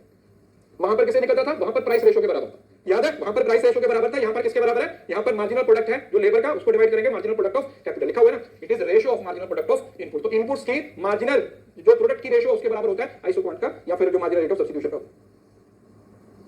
सर ये क्वेश्चन 2023 में आया था। हाँ मतलब चीजें तो वही चल रही हैं। अब दो लॉज आते हैं हमारे पास। सबसे पहला लॉ आता है law of variable proportion. Variable proportion short term में यूज होता है, जिसके अंदर शॉर्ट टर्म के अंदर यूज होता है, जिसके अंदर क्या होता है कि आपको कम से कम एक इनपुट है वो आपको क्या करना पड़ता है, चेंज करना पड़ता है, और बाकी इनपुट है वो आप क्या करते हैं। हाँ एमआरटी और एमआरएस दोनों सेम है, तो एमआरटीएस वहां पर टेक्निकल सब्स्टिट्यूशन है, वहां पर दोनों जगह पर सेम ही है, बस यहां पर एक नई चीज को ऐड कर दिया है, दैट इज टेक्नोलॉजी। टेक्नोलॉजी को ऐड कर दिया है, बाकी बेटा इसके अंदर कुछ भी चेंज नहीं किया। देखो वेरिएबल प्रोपोर्शन का मतलब क्या होता है, if quantity of one input is increase, तो ये क्या बोलता है कि शॉर्ट टर्म में आप हर चीज को वेरिएबल नहीं रख सकते। तो शॉर्ट टर्म के अंदर आप एक फैक्टर को वेरिएबल रखा और बाकी फैक्टर्स है उसको आपने कांस्टेंट रखा, तो रिजल्ट है वो क्या हो जाएगा, पहले आपका आउटपुट है वो इंक्रीज होगा, फिर इवेंचुअली डिमिनिश होगा। और शॉर्ट टर्म के अंदर ये कभी भी क्या, शॉर्ट टर्म के अंदर ये नेगेटिव होता है। मैं आपको इसके एग्जांपल याद करवाने के लिए क्लास में अक्सर बोलता हूं, इसमें बच्चे कंफ्यूज हो जाते हैं, क्योंकि यहां पर इंक्रीजिंग डिक्रीजिंग कांस्टेंट है, यहां पर इंक्रीजिंग डिमिनिशिंग नेगेटिव है। आप इसको ऐसे याद रखो, आपको कोई जिंदगी में आपके प्रॉब्लम है, ठीक है, आपकी जिंदगी में कोई प्रॉब्लम है, सपोज करो आपकी सहेली है, ऑब्वियसली बात है एक बड़ी प्रॉब्लम है, तो वो चीज को लेके आप शॉर्ट टर्म के लिए नेगेटिव हो सकते हो। लंबे समय तक अगर वो आपके गले में पड़ गई है तो फिर तो कोई प्रॉब्लम नहीं है, लंबे समय तक कोई इंसान नेगेटिव नहीं होता। तुम्हारी जिंदगी की जो प्रॉब्लम्स होती हैं वो तुम्हें हमेशा शॉर्ट टर्म के लिए ही नेगेटिव करती हैं, लंबे समय तक किसी चीज को आप नेगेटिव नहीं रख सकते। तो वहां से आप याद रख सकते हो कि ये शॉर्ट टर्म है, तो इस वजह से नेगेटिव रिटर्न है। इंक्रीजिंग रिटर्न का मतलब क्या होता है, जैसे जैसे आप इनपुट है जो आप बढ़ाते हो तो आपका आउटपुट बढ़ता है, इंक्रीजिंग रेट, फिर डिमिनिशिंग में है, आउटपुट तो इंक्रीज हो रहा है लेकिन इस टाइम पे जो रेट होता है वो डिक्रीजिंग रेट पे आ जाएगा। किस पे आ जाएगा, डिक्रीजिंग रेट पे आ जाएगा। और नेगेटिव का मतलब क्या हो जाएगा, output decrease as more units of variable inputs are fighted. जैसे जैसे आप और ज्यादा इनपुट्स को ऐड करते जाओगे, और ज्यादा इनपुट्स को ऐड करते जाओगे, आपका आउटपुट है वो डिक्रीज होना शुरू हो जाएगा। राइट, तो शॉर्ट टर्म के अंदर आप नेगेटिव हो सकते हो, लेकिन कभी भी आप लॉन्ग टर्म के अंदर नेगेटिव नहीं हो सकते। लॉन्ग टर्म के अंदर आप कभी भी नेगेटिव नहीं होंगे। राइट, और दूसरा हमारे पास आता है law of returns to scale. Returns to scale होता है लॉन्ग टर्म का लॉ। लॉन्ग टर्म का मतलब क्या होगा, जहां पर सारे फैक्टर ऑफ प्रोडक्शन वेरिएबल होते हैं, आप हर चीज को वेरिएबल कर सकते हो, ठीक है। आप नए प्लांट भी ले सकते हो, नई जगह भी खरीद सकते हो। अगर आपके पास 1 एकड़ जमीन था तो लॉन्ग टर्म में 2, 3, 4, 5, 10 एकड़ भी कर सकते हो। तो ये लॉन्ग टर्म का लॉ होता है। So this law examine how the output change when all inputs are varied in same proportion. लेकिन यहां पर आप जितने भी इनपुट्स को चेंज करोगे उसको सेम प्रोपोर्शन में चेंज करोगे।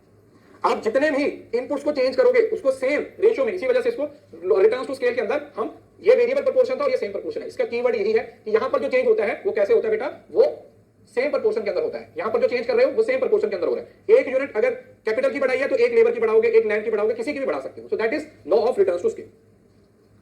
राइट, अब इसकी भी हमारे पास अलग अलग स्टेजेस आ जाती हैं। जैसे सबसे पहली स्टेज है increasing. Increasing returns to scale का मतलब क्या होता है, what is the meaning of increasing returns to scale.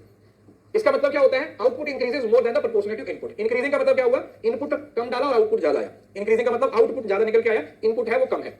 दूसरी स्टेज क्या होती है, कांस्टेंट रिटर्न्स टू स्केल, जहां पर output increases proportionally to input, जितना इनपुट में चेंज किया उतना आउटपुट में। और डिक्रीजिंग रिटर्न का मतलब क्या होता है, आउटपुट है वो कम चेंज हुआ लेकिन जो इनपुट आपने डाला था वो ज्यादा डाला था। अब एक चीज और जहां पर मैं भूल गया बतानी, यहां पर इसमें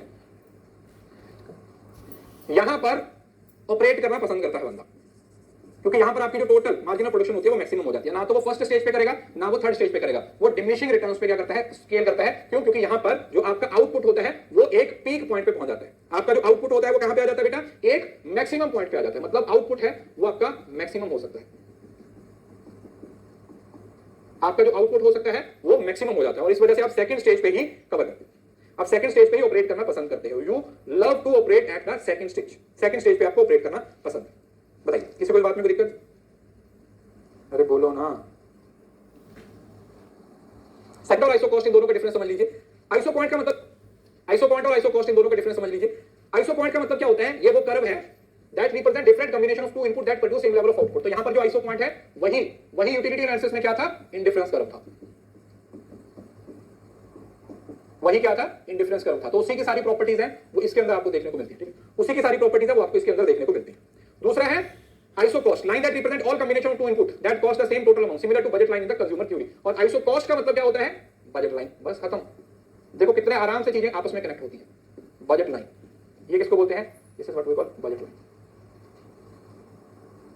बजट लाइन, तो जो चीज कंज्यूमर थ्योरी के अंदर इंडिफरेंस कर्व होती है, जो चीज कंज्यूमर थ्योरी के अंदर इंडिफरेंस कर्व होती है वही चीज प्रोड्यूसर थ्योरी में आइसो पॉइंट होती है। जो चीज कंज्यूमर थ्योरी के अंदर बजट लाइन होती है वही चीज आइसो कॉस्ट होती है। So it is a line. ये क्या है, ये कर्व होती है और ये एक लाइन होती है। All combination of two input that cost the same total amount, जिस पे आपको सेम खर्चा लग रहा है। तो ये प्रोड्यूसर की औकात लाइन है। तो ये क्या है, ये प्रोड्यूसर की औकात लाइन है कि प्रोड्यूसर असल में कितना खर्चा कर सकता है, कि जो प्रोड्यूसर है वो असल में कितना खर्चा कर सकता है, ये इस पे डिपेंड करता है।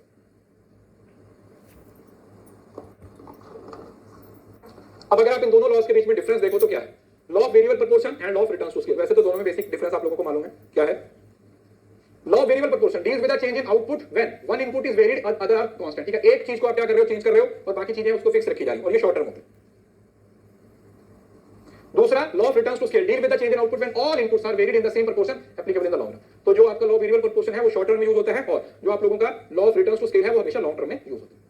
उसके बाद आता है प्रोड्यूसर का इक्विलिब्रियम। प्रोड्यूसर का इक्विलिब्रियम वही है when a firm maximize output for a given cost और minimize its cost, this is achieved when isoquant is tangent to the isoquant line. वही जैसे इंडिफरेंस कर्व जहां पर budget line के साथ टच होता है वहां पर कंज्यूमर का सरप्लस, कंज्यूमर का क्या होता है, कंज्यूमर का इक्विलिब्रियम होता है, वहां पर यहां पर आइसो क्वांट जहां पर आइसो कॉस्ट के साथ टेंजेंट होती है, आइसो कॉस्ट के साथ टेंजेंट होती है, तो वो आप लोगों का क्या हो जाता है, that is what you call producers equilibrium.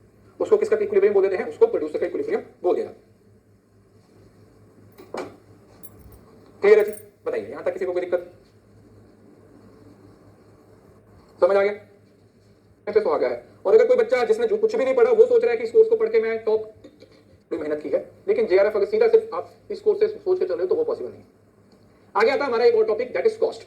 कौन सा टॉपिक आता है, कॉस्ट। देखो अब ये ना दो टॉपिक वैसे मैनेजमेंट के पेपर में नहीं है, लेकिन 3 बार कॉस्ट से और 3 बार प्रोडक्शन से सवाल पूछा गया है। इस वजह से मैं ये टॉपिक भी मैनेजमेंट वाले बच्चों को रिवाइज कर रहा हूं। ऐसे आपके सिलेबस में नहीं है, लेकिन आप इसको रिवाइज करके जाओ, हो सकता है एक आध सवाल फंस जाए, 2 नंबर आ जाएंगे, आपका फायदा ही है। सो कॉस्ट क्या होती है, कॉस्ट का मतलब जो भी आप खर्चा करते हो प्रोडक्शन के लिए, जो भी आप खर्चा कर रहे हो प्रोडक्शन के लिए वो आपकी क्या होती है, कॉस्ट है। इसके अंदर सारे जो भी आप रिसोर्सेज और एक्सपेंसेस एक्सपेंडिचर्स यूज कर रहे हो at a certain level of output. ठीक है, एक ऑर्गेनाइजेशन का जो भी, जैसे आप बोलते हैं ना 4 पीस होते हैं, प्रोडक्ट प्राइस प्लेस प्रमोशन, उसमें सिर्फ एक ही प्राइस होता है जिसको रेवेन्यू के साथ कनेक्शन होता है और किसी के साथ कनेक्शन नहीं होता। देखो कोर्स एक्सटेंड करने का मतलब कुछ नहीं है, यहां पर पता क्या होता है, जिस दिन आपका कोर्स खत्म हो गया उस दिन आपको दोबारा परचेज करने का ऑप्शन आ जाएगा, खरीद लीजिएगा बस, है ना, सेम। सो हमारे पास अब टाइप्स ऑफ कॉस्ट है, अलग अलग तरीके की कॉस्ट है। जैसे एक होती है फिक्स्ड कॉस्ट।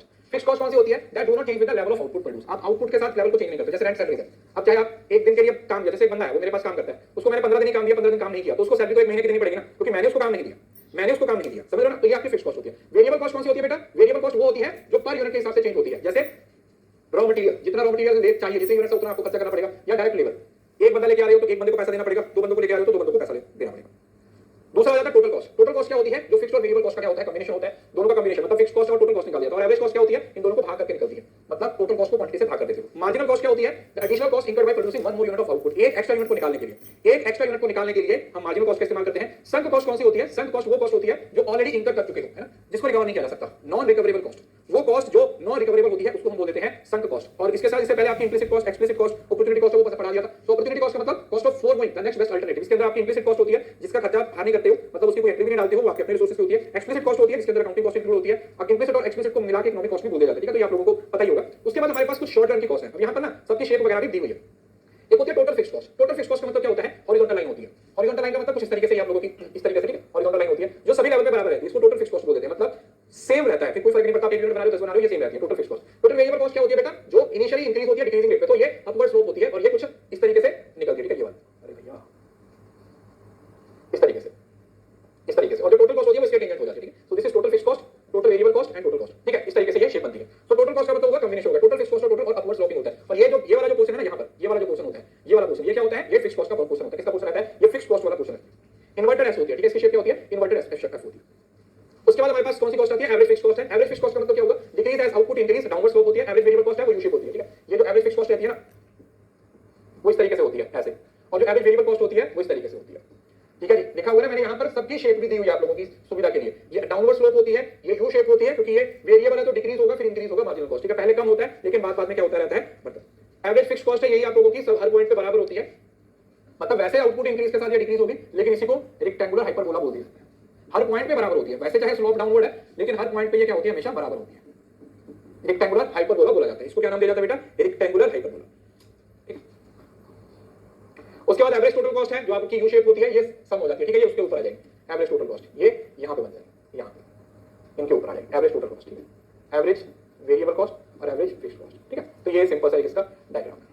उसके बाद आपकी मार्जिनल कॉस्ट आ जाती है, ये यू शेप होती है, इनिशियली डिक्रीज होती है, देन इंक्रीज होती है, लॉ ऑफ डिमिनिशिंग रिटर्न्स। तो डिमिनिशिंग रिटर्न्स के हिसाब से पहले ये कम होती है और फिर बाद में क्या हो जाती है, कम होती है, ठीक है। इस तरीके से ऐसे ये जो कट करती है, ये आपकी शॉर्ट रन की कॉस्ट है जो आप लोगों ने याद रखनी है। इनकी शेप है वो एग्जाम में पूछी जाती है, इनकी जो शेप होती है वो बराबर पूछी जाती है। रेक्टेंगुलर हाइपरबोला का मतलब होता है जो हर पॉइंट पे सेम रहता है, ठीक है, जिसकी जो रेशियो है या जो भी बोल सकते हैं हर पॉइंट पे सेम रहता है, जो हर पॉइंट पे क्या रहता है, सेम रहता है, हर पॉइंट पे सेम रहती है। उसके बाद लॉन्ग रन एवरेज कॉस्ट है, एवरेज कॉस्ट है लॉन्ग रन की, तो ये भी यू शेप होती है। मोस्टली लॉन्ग रन की जो सारी कर्व्स होती है वो यू शेप ही होती है, क्योंकि इसके अंदर क्या होता है, जो लॉन्ग रन एवरेज कॉस्ट होती है इन सभी को शॉर्ट रन एवरेज कॉस्ट से मिलकर बनती है, और लॉन्ग रन मार्जिनल कॉस्ट होती है जो एक लोएस्ट पॉइंट पे क्या करती है, टच करती है इंक्रीज। ठीक है, तो वो आप लोगों की जैसे वो देखा होगा आप लोगों ने इन्वेलप कर बन जाती है इस तरीके से, जिस पे बहुत सारी शॉर्ट रन एवरेज कॉस्ट है वो बनती है, शॉर्ट रन एवरेज कॉस्ट है वो निकल के आती है। तो लॉन्ग रन के अंदर ज्यादातर कॉस्ट है वो इतनी मैटर नहीं करती है, लेकिन शॉर्ट रन की एवरेज कॉस्ट है वो आप लोगों को पता होनी चाहिए। ठीक, जो शॉर्ट रन की एवरेज कॉस्ट है वो बेटा आप लोगों को मालूम होनी चाहिए, वहां से सवाल के पूछे जाने के चांसेस ज्यादा है। ठीक है, कल किसी ने मुझे बताया था कि सर F11 से, मुझे नहीं पता किस बच्चे ने बताया था, लेकिन उसका थैंक यू। F11 पे क्लिक करने से ना ये थोड़ा सा और भी बढ़िया तरीके से निकल के आ गया। हाँ, अभी मॉडर्न के हिसाब से इसकी जो शेप है वो एल साइज है। ठीक है, मॉडर्न, ये भी आपके पेपर में पूछा गया था। अगर मॉडर्न मतलब ये अभी मॉडर्न फिलोसफी के हिसाब से इसकी शेप है वो नई शेप निकल के आई है, जिसको क्या नाम दिया गया है, ये वाली इसकी एल शेप, एनवेलप कर्व की शेप है वो एल शेप निकल के आई है।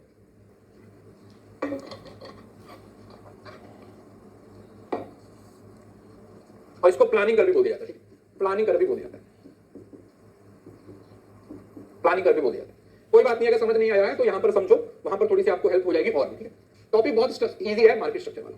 उसके बाद आता है economic of scale. Economic of scale क्या होता है, it refers to the cost advantage of the business by achieving the increase in the scale of production. जब आप बल्क में कुछ खरीदते हो, जब आप बल्क में कुछ खरीदते हो तो बल्क में खरीदने पे आप लोगों को एडवांटेज रहता है, तो उसको बोल दिया जाता है इकोनॉमिक ऑफ स्केल। मतलब एक चीज खरीदोगे वो 5 रुपए की है, लेकिन अगर आप, स्क्रीन सही तो है, कुछ दिक्कत है क्या, सही तो है, ठीक है। इकोनॉमिक ऑफ स्केल का मतलब क्या हुआ, the meaning of economy this, कि जो भी आपको एडवांटेज होता है, आप स्केल ऑफ प्रोडक्शन को बढ़ाते हो, आप बल्क में खरीदते हो, तो उससे आप लोगों को क्या मिलता है, फायदा मिलता है। और इसके आप दो तरीके के हो सकते हैं, एक इंटरनल इकोनॉमी हो सकती है और एक एक्सटर्नल इकोनॉमी ऑफ स्केल हो सकती है। इंटरनल इकोनॉमी ऑफ स्केल क्या होती है, जो आपके विद इन द फर्म होती है, जैसे आपने बल्क में बाय किया, आपकी जो मैनेजरियल एफिशिएंसी है उससे आप लोगों को इंटरनल इकोनॉमी ऑफ स्केल मिलती है, उससे आपको क्या पूछा जाता है, इंटरनल इकोनॉमी ऑफ स्केल पूछा जाता है। दूसरा एक्सटर्नल है, जो आपको एक्सटर्नल फैक्टर्स की वजह से हो गया, जैसे इंडस्ट्री में ग्रोथ है, कोई इंफ्रास्ट्रक्चर में इंप्रूव हो गया, सरकार ने इंफ्रास्ट्रक्चर को इंप्रूव कर दिया, सरकार की कोई पॉलिसी आ गई जो आपके फेवर में थी, तो आपने उसका इस्तेमाल करके इंटरनल के साथ साथ एक्सटर्नल इकोनॉमी ऑफ स्केल को भी ले लिया। ठीक है जी, तो उसको क्या बोला गया, that is economies of scale. ठीक है, इसको क्या नाम दिया जाता है, इकोनॉमीज ऑफ स्केल का नाम दिया जाता है, that is what we call economies of scale. और इसके साथ साथ एक दो पॉइंट मैं आपको बता देता हूं, सेम इसी तरीके से डिसइकोनॉमीज ऑफ स्केल भी होती है। ठीक है, वैसे तो ये इतना ज्यादा इंपॉर्टेंट नहीं है, इकोनॉमीज के साथ साथ उसी तरीके से डिसइकोनॉमीज होती हैं। यही चीजें जो आप लोगों को फायदा दे रही हैं, किसी पर्टिकुलर पॉइंट पे जाके यही चीजें आप लोगों को नुकसान भी दे सकती हैं, तो उसी तरीके से इकोनॉमीज के साथ साथ डिसइकोनॉमीज भी इंटरनल हो सकती है, आपकी लेवल अच्छी नहीं है, आपकी कैपिटल अच्छी नहीं है, उसी तरीके से एक्सटर्नल भी हो सकती है, सरकार की पॉलिसी अगर आपके खिलाफ हो गई है, तो आप हमेशा इकोनॉमीज में नहीं रहते हो, कभी कभी आप लोग डिसइकोनॉमीज में भी जाते हो। और एक और नया कांसेप्ट जो आजकल आपको देखने को मिलता है, उसको हम बोलते हैं economy of scope. Economy of scope का मतलब क्या होता है बेटा, जब आप वैरायटी सेम आउटपुट से, इसका कनेक्शन किसके साथ होता है, वैरायटी के साथ होता है। जब सेम आउटपुट से आप अलग अलग तरीके के प्रोडक्ट्स को निकाल सकते हो, एक ही प्रोडक्ट से मतलब एक आपके पास रॉ मटेरियल है, उसे आप XYZ कुछ प्रोडक्शन कर रहे हो, अब उसी से आप A B C D इतनी सारी चीजें हैं वो बनाने शुरू कर दिया, तो जो वैरायटी के साथ जुड़ा हुआ होता है उसको इकोनॉमी ऑफ स्कोप बोला जाता है। ठीक है, जो किसके साथ जुड़ा होता है बेटा, वैरायटी के साथ जुड़ा हुआ होता है, उसको इकोनॉमी ऑफ स्कोप बोला जाता है, उसको इकोनॉमी ऑफ स्कोप भी बोला जाता है। ठीक है जी, उम्मीद करता हूं ये बात आपको समझ में आ गई। ठीक है जी, अब इसके अलग अलग रिलेशनशिप है। ठीक है, एक पहले मैंने आप लोगों को एक टॉपिक बोला था और एक ये वाला टॉपिक। ठीक है, अलग अलग रिलेशन है, यहां पर वैसे एक दो रिलेशन मैं आप लोगों को बता देता हूं, लेकिन इकोनॉमिक्स में जो रिलेशनशिप्स हैं वो बहुत मैटर करते हैं। इकोनॉमिक्स में जो रिलेशनशिप्स होते हैं वो बहुत मैटर करते हैं कि ठीक है, एवरेज वेरिएबल कॉस्ट एसी और एमसी में एवी मतलब एवरेज वेरिएबल कॉस्ट और मार्जिनल वेरिएबल कॉस्ट अलग अलग तरीके के रिलेशन है, वो आप लोगों ने याद रखने हैं। तो पहले तो total cost of fixed cost और वेरिएबल, एसी और एमसी के बीच में हमेशा देखो, एसी और एमसी के बीच में हमेशा एक कौन सा रिलेशन होता है, एक जेलसी वाला रिलेशन होता है। ठीक है, मैं इसका बोलूंगा क्या बोलते हैं, एक एग्जाम से पहले कुछ कुछ चीजें जो अभी छूट रही है ना, छोटी मोटी इक्वल टॉपिक बिल्कुल छोटे छोटे, उनको कंबाइन करके एग्जाम से पहले मैं तो जरूर लूंगा, वहां पर पढ़ाऊंगा, लेकिन उससे कोशिश कीजिए कि आप पहले अपनी तरफ से उन सारे रिलेशनशिप को पढ़िए प्लीज, ये आप लोगों का होमवर्क है। कहीं से भी पढ़ लीजिए, कोर्स से पढ़ लीजिए अगर आपने कोर्स ले रखा है, नहीं तो आपको YouTube पे कोई ना कोई वीडियो मिल जाएगी, नहीं तो आपकी बुक्स में मिल जाएगी। सारे रिलेशनशिप्स आप लोगों ने आज ही खत्म करने हैं, क्योंकि एक क्वेश्चन आपको वहां से पूछा जा सकता है अलग अलग तरीके से। जैसे वो टीजू और एमयू का रिलेशन बताया ना, टीजू और एमयू का रिलेशन बताया, उसी तरीके से आपको इकोनॉमिक्स में 4-5 रिलेशन है, बहुत सिंपल है। एसी और एमसी वाला रिलेशन है, देखो जैसे एसी और एमसी का रिलेशन है, यही आप लोगों का एवरेज रेवेन्यू और मार्जिनल रेवेन्यू का होता है। मतलब आपको एवरेज और मार्जिनल का रिलेशन याद रखना है, फिर यही एवरेज प्रोडक्शन और मार्जिनल प्रोडक्शन का हो जाएगा। ठीक है, फिर इसमें कोई फर्क नहीं आता, यहां पर आपने वर्ड पे फोकस करना है कि एवरेज और मार्जिनल के बीच में क्या संबंध है। सो marginal cost intersect average at the minimum point of average cost, ये आप लोगों ने पढ़ा होगा इस तरीके से, ये नीचे से इंटरसेक्ट करती है। ठीक है, इस तरीके से ऐसे मिनिमम पॉइंट से निकलती है। ठीक है, तो ये होता है। उसके बाद शॉर्ट रन और लॉन्ग रन की चीजें हमने पढ़ लिया। Long run cost curve derived from short run cost curve and show the lowest point of producing any given level of output when all inputs are vary. ठीक है, ये बताया हुआ है कि जो लॉन्ग रन कॉस्ट कर्व है, average cost curve है, वो किसके बेसिस पे निकलती है, वो निकलती है आपकी लॉन्ग शॉर्ट रन। ठीक है, शॉर्ट रन की सारी एवरेज कॉस्ट को कंसीडर करके एक एनवेलप कर्व बन जाती है, जिसको आप प्लानिंग कर्व का नाम भी लॉन्ग रन एवरेज कॉस्ट का नाम दे देते हैं। लॉन्ग रन एवरेज कॉस्ट का नाम दिया जाता है उसको, क्योंकि सारी शॉर्ट रन एवरेज कॉस्ट से निकलती है। ओके जी, चलिए 1 मिनट का ब्रेक ले लीजिए, पढ़ते पढ़ते हम लास्ट टॉपिक पे आ गए हैं, मार्केट स्ट्रक्चर। देखो मार्केट स्ट्रक्चर में आप लोगों के लिए चारों टॉपिक क्लियर हो जाएगा, बताया पढ़ के चल जाएगा। देख आया हूं, पहले मोनोपोली, फिर perfect competition, monopolistic competition, oligopoly. वैसे मैं मोस्टली कंपैरिजन में पढ़ाता हूं, लेकिन कंपैरिजन में पढ़ाने में एक बड़ी दिक्कत है कि हमें कंफ्यूजन हो जाती है। तो मैं पहले पूरा मोनोपोली पढ़ाऊंगा, फिर पूरा परफेक्ट कंपटीशन पढ़ाऊंगा, फिर मोनोपोलिस्टिक कंपटीशन पढ़ेंगे और फिर ओलिगोपोली पढ़ेंगे। इस तरीके से आपका ये पूरा का पूरा टॉपिक है वो क्या हो जाएगा, क्लियर हो जाएगा। ठीक है, ये तरीका जब आप यूज करोगे तो पूरे का पूरा टॉपिक है वो समझ आ जाएगा। ठीक है, चलिए पहले देखते हैं डेफिनेशन। मोनोपोली की डेफिनेशन क्या है? मार्केट स्ट्रक्चर जहां पर एक सिंगल सेलर है, सोल प्रोड्यूसर है और जिसका कोई क्लोज सब्स्टिट्यूट नहीं है, वो मार्केट में अकेला है, वो मार्केट में अकेला है, वो मार्केट में अकेला है, उसके अलावा कोई नहीं है, दैट इज मोनोपोली। और उसके की कैरेक्टरिस्टिक्स क्या होते हैं? सबसे पहला सिंगल सेलर है, उसका जो प्रोडक्ट है बड़ा यूनिक प्रोडक्ट है, जिसका मार्केट में कोई क्लोज सब्स्टिट्यूट नहीं है, उसने मार्केट में एंट्रीज लगा रखे हैं और प्राइस मेकर है। क्यों? क्योंकि मार्केट में और कोई प्लेयर नहीं है, जैसे इंडियन रेलवे है, उसकी मोनोपोली है। मोनोपोली है, मोनोपोली का मतलब क्या हुआ? मोनोपोली है तो इसका मतलब भाई वो जितना मर्जी प्राइस है वो कम करते रहे, बढ़ाते रहे, उससे कोई फर्क नहीं पड़ता। एग्जांपल्स जैसे यूटिलिटी कंपनीज है, जैसे इलेक्ट्रिसिटी है और वाटर वाली कंपनीज है, पेटेंटेड ड्रग्स है, तो इनकी मोनोपोली होती है। जैसे जो बिजली अभी तो वैसे उसको प्राइवेट कर दिया, लेकिन इलेक्ट्रिसिटी डिपार्टमेंट भी किसी टाइम पे मोनोपोली होता था, इंडियन रेलवे एक मोनोपोली का एग्जांपल है। ठीक है, this is example of monopoly. दूसरा, शॉर्ट टर्म में ये देखो, यही पॉइंट है जो बच्चे अक्सर पूछते हैं। शॉर्ट रन में ये सुपर नॉर्मल प्रॉफिट अर्न कर सकती है, it can earn super normal profit in short run. Short run के अंदर ये सुपर नॉर्मल प्रॉफिट है उसको अर्न कर सकती है। क्यों? क्योंकि जो प्राइसेस होते हैं वो मार्जिनल कॉस्ट से हमेशा ज्यादा होते हैं। लॉन्ग रन में भी सुपर नॉर्मल प्रॉफिट अर्न कर सकती है, क्योंकि वैल्यूज ऑफ एंट्री होते हैं, पोटेंशियल ऑफ रेगुलेटरी इंटरवेंशन। ठीक है, तो सुपर नॉर्मल प्रॉफिट देखो, नॉर्मल लॉस तो हर किसी में होगा, ये नॉर्मल प्रॉफिट और लॉस होगा, पॉइंट आ जाता है सुपर नॉर्मल प्रॉफिट। तो ये दोनों जगह पर सुपर नॉर्मल प्रॉफिट अर्न कर सकती है।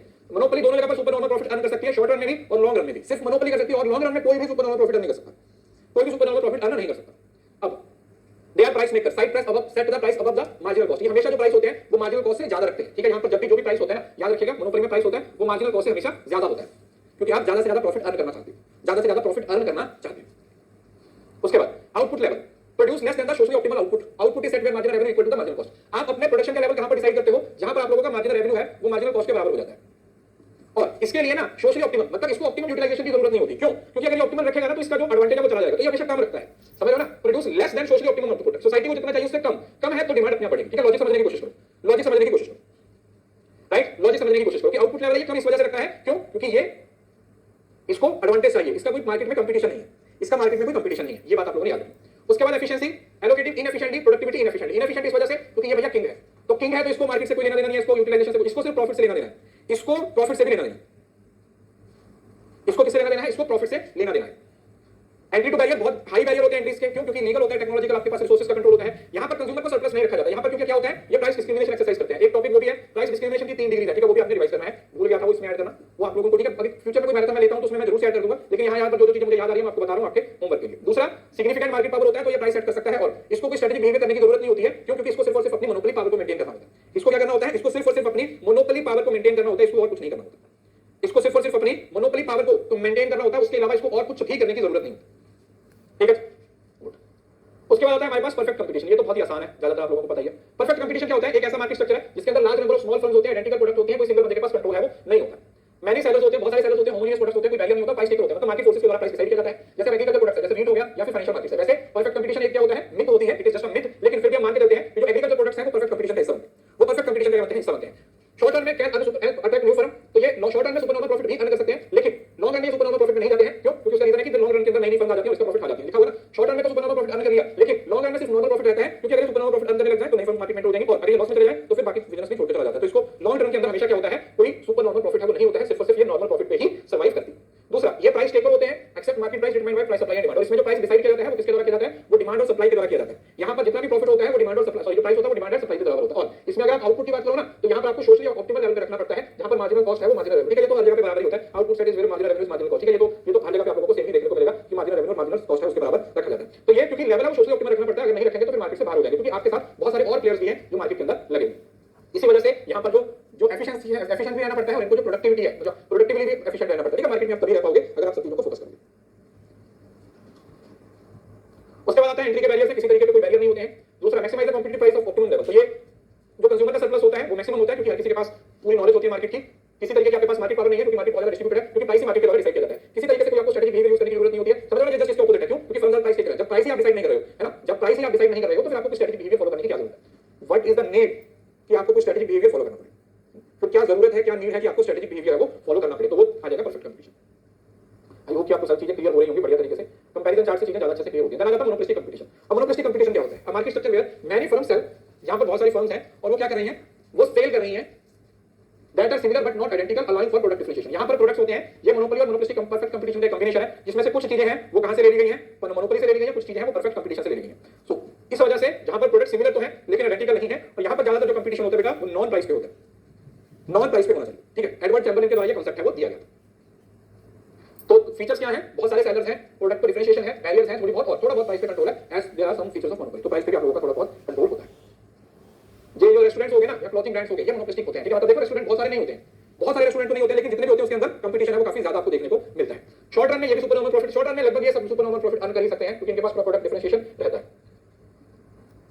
लॉन्ग रन के अंदर नॉर्मली रहता है, क्योंकि ये वही है, क्योंकि एंट्री है वो फ्री है, तो डिफरेंशिएट करोगे लेकिन मार्केट शेयर को मेंटेन करके रखते हो, इस वजह से लॉन्ग रन के अंदर सिर्फ नॉर्मल प्रॉफिट ही अर्न कर सकते हो। लॉन्ग रन में सिर्फ आप नॉर्मल प्रॉफिट ही अर्न कर सकते हो, क्यों? क्योंकि आप लोगों को वही बैरियर नहीं, एंट्री का कोई भी प्लेयर आ सकता है, कोई भी जा सकता है। समझ रहे हैं? यहाँ पर सुपर नॉर्मल का अर्न करने का रीजन क्या है? Why monopolist earn the super normal profit? वो सुपर नॉर्मल प्रॉफिट इसी वजह से अर्न करता है क्योंकि एंट्री का कोई बैरियर नहीं है, देयर इज नो बैरियर, कोई भी एंट्री का बैरियर नहीं है। सॉरी, यहाँ पर फुल बैरियर है, पूरा बैरियर है, तो इस वजह से कोई प्लेयर आ ही नहीं सकता, तो लॉन्ग रन में भी सुपर नॉर्मल प्रॉफिट है वो अर्न कर सकता है। सो अब इसके अंदर मोनोपोली के फीचर्स होते हैं, तो प्रोडक्ट डिफरेंशिएशन की वजह से थोड़ा बहुत प्राइस है वो डिसाइड होता है, price at above the marginal cost, ठीक है। तो जो प्राइस होते हैं यहाँ पर मोनोपोलिस्टिक कंपटीशन और मोनोपोली में दोनों में सेम रखे जाते हैं, प्राइस थोड़ा सा मार्जिनल कॉस्ट हमेशा ज्यादा रखा जाता है, तो ताकि मार्जिनल कॉस्ट आपकी रिकवर हो सके। So produce less than the perfect competition but more than the monopoly, तो ये मोनोपोली से ज्यादा बनाएगा लेकिन परफेक्ट कंपटीशन से कम, तो दोनों के बीच में आता है। ठीक है जी, दोनों के बीच में आता है। Output is set where marginal cost is marginal, ठीक है। ये तो सब जगह पर आप लोगों को एक ही पॉइंट देखना पड़ेगा कि आउटपुट कहां पे सेट किया जाता है, हमेशा तीनों में, पर मोनोपोली, मोनोपोलिस्टिक कंपटीशन और परफेक्ट कंपटीशन में, जहां पर आपकी मार्जिनल कॉस्ट और आपका मार्जिनल रेवेन्यू आपस में बराबर होता है। इस वजह से तो ये दोनों के बीच में रखता है, ठीक है। इसी वजह से एलोकेशन है वो इनफेक्टिवली होता है, क्योंकि एक्सेस कैपेसिटी है वो यहां पर हो जाती है, ठीक है। एक्सेस कैपेसिटी से कई बार आपके एग्जाम में सवाल पूछा गया। बैरियर्स होते हैं वो थोड़े कम होते हैं, ब्रांड लॉयल्टी वगैरह पे फोकस होता है। कंज्यूमर सरप्लस है, यहां पर भी आप रिड्यूस करते हो, क्योंकि मोनोपोली से ज्यादा ही रहता है, मोनोपोली वाले तो सारा खा जाते हैं, यहां पर थोड़ा सा खाते हो, ज्यादा नहीं खा पाते हो। और मार्केट पावर है, मोनोपोली वाले फीचर है, तो प्रोडक्ट डिफरेंशिएशन की वजह से थोड़ी बहुत पावर है। और यहां पर आपको मेन किस चीज पे फोकस करना होता है, यहां पर आपको मेन नॉन प्राइस कंपटीशन पे फोकस करना होता है। आपका जो मेन फोकस होता है वो किस पे होता है बेटा? नॉन प्राइस कंपटीशन पे होता है, जैसे एडवर्टाइजिंग हो गया या इस तरीके की बाकी चीजें आप यूज कर रहे हो, वो चीज यहां पर इस्तेमाल की जाती है, ठीक है। Use of non price competition, तो एडवर्टाइजिंग, प्रोडक्ट डिफरेंशिएशन, इन चीजों का ज्यादा इस्तेमाल किया जाता है, ठीक है। अब तो समझ आ रहा है ना, ओलिगोपोली छोड़ दो, ये तीनों तो समझ आ गए ना। इस कंपैरिजन चार्ट से 10-10 पॉइंट बढ़ा दिए। मतलब मुझे फुल कोर्स से ज्यादा ना रिवीजन कोर्स में मजा आ रहा है, क्योंकि मैं एक एक चीज को बहुत डिटेल में पढ़ा। और यहाँ एक और मकसद भी था कि बेटा फुल बड़े आराम से एकदम पूरा सिलेबस रिवाइज हो सकता है, ठीक है। तो oligopoly, oligopoly, oligopoly, oligopoly. So oligopoly क्या होता है? It is a market structure characterised by small number of large firm. Small number की लार्ज फर्म्स होती हैं, बहुत बड़ी बड़ी फर्म्स होती हैं, that dominate the market, often engaging in strategic decision making. और यहाँ पर ये एक दूसरे पे डिपेंड करती हैं। एक जो फर्म है वो मेन जो जैसे लीडर होती है, वो जो कर रही है, तो दूसरों को फॉलो करना पड़ता है, दूसरों को फॉलो करना पड़ता है। So market structure characterised by small number of large firm, बोला कि स्मॉल नंबर है, इसकी लार्ज फर्म की मतलब फर्म्स हैं उनका साइज बड़ा है लेकिन नंबर कम है। मतलब मोस्टली यहाँ पर 3, 4, 10 तक फर्म्स होती हैं जो कि ज्यादातर इंगेज होती है डिसीजन मेकिंग के अंदर, स्ट्रेटेजिक डिसीजन। जैसे एयरलाइंस वगैरह इसकी बेस्ट एग्जांपल, एयरलाइंस इसकी बेस्ट एग्जांपल, ठीक है।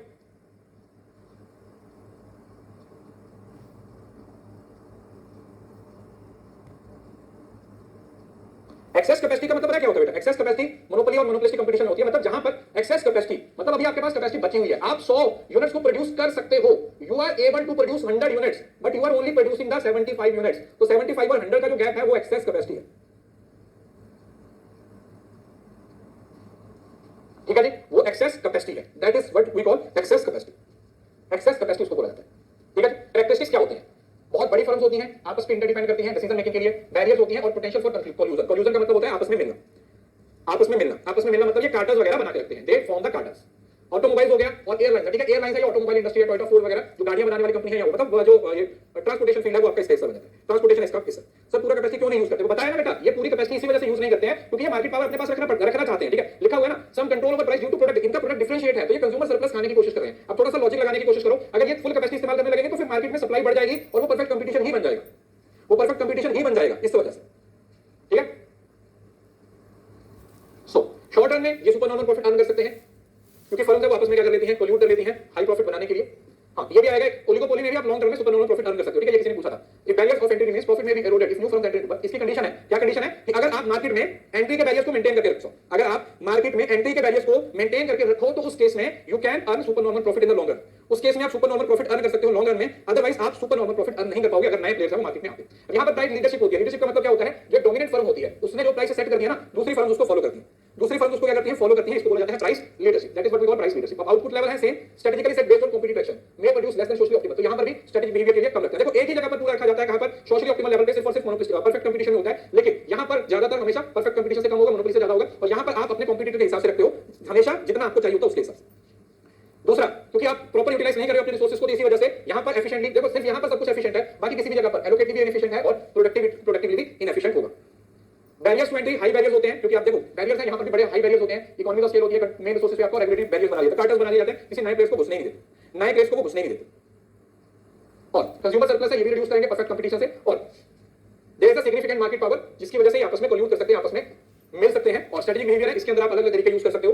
कल्यूजन भी कर सकते हो, प्राइस लीडरशिप यूज कर सकते हो, एडवर्टाइजिंग भी यूज कर सकते हो। देखो यहाँ पर आपको स्ट्रेटजी बनाने की जरूरत नहीं है क्योंकि आपके बारे में क्लियर ही नहीं है। यहाँ पर आप स्ट्रेटजी बनाओगे, बना ही नहीं सकते, क्यों? क्योंकि सब लोग बराबर हैं। यहाँ पर स्ट्रेटजी बनाने के लिए क्या करोगे? डिफरेंशिएशन के बेसिस पे बनाओगे। यहाँ पर प्राइस लीडरशिप के बेसिस पे या फिर कल्यूजन के बेसिस पे आप स्ट्रेटजी।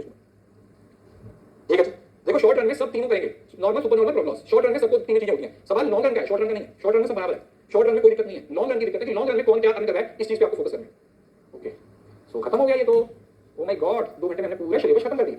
कुछ चीजें हैं 5-10% होगा जो बीच बीच में आपको पता ही है, तो उसको भी साथ ही साथ एक तो आई थिंक प्राइस डिस्क्रिमिनेशन वाला टॉपिक छूटा है, एक रिलेशनशिप वाला टॉपिक, ठीक है, छोटा सा टॉपिक है बिल्कुल। उन दोनों टॉपिक्स को आप अपने से जरूर से रिकॉल कर लीजिएगा, पढ़ लीजिएगा, आज ही खत्म कर लीजिएगा ताकि आपको दोबारा रिवीजन करने की जरूरत ही महसूस ना हो। ये पीडीएफ आप लोगों को मिल जाएगी, पुरानी दोनों पीडीएफ मैंने आपको दे दी है, तो उम्मीद करता हूं हिंदी और इंग्लिश दोनों में आपको मिल गई होंगी, आपने उसको पढ़ लिया होगा। चलिए, कल छुट्टी रहेगी, कल छुट्टी रहेगी।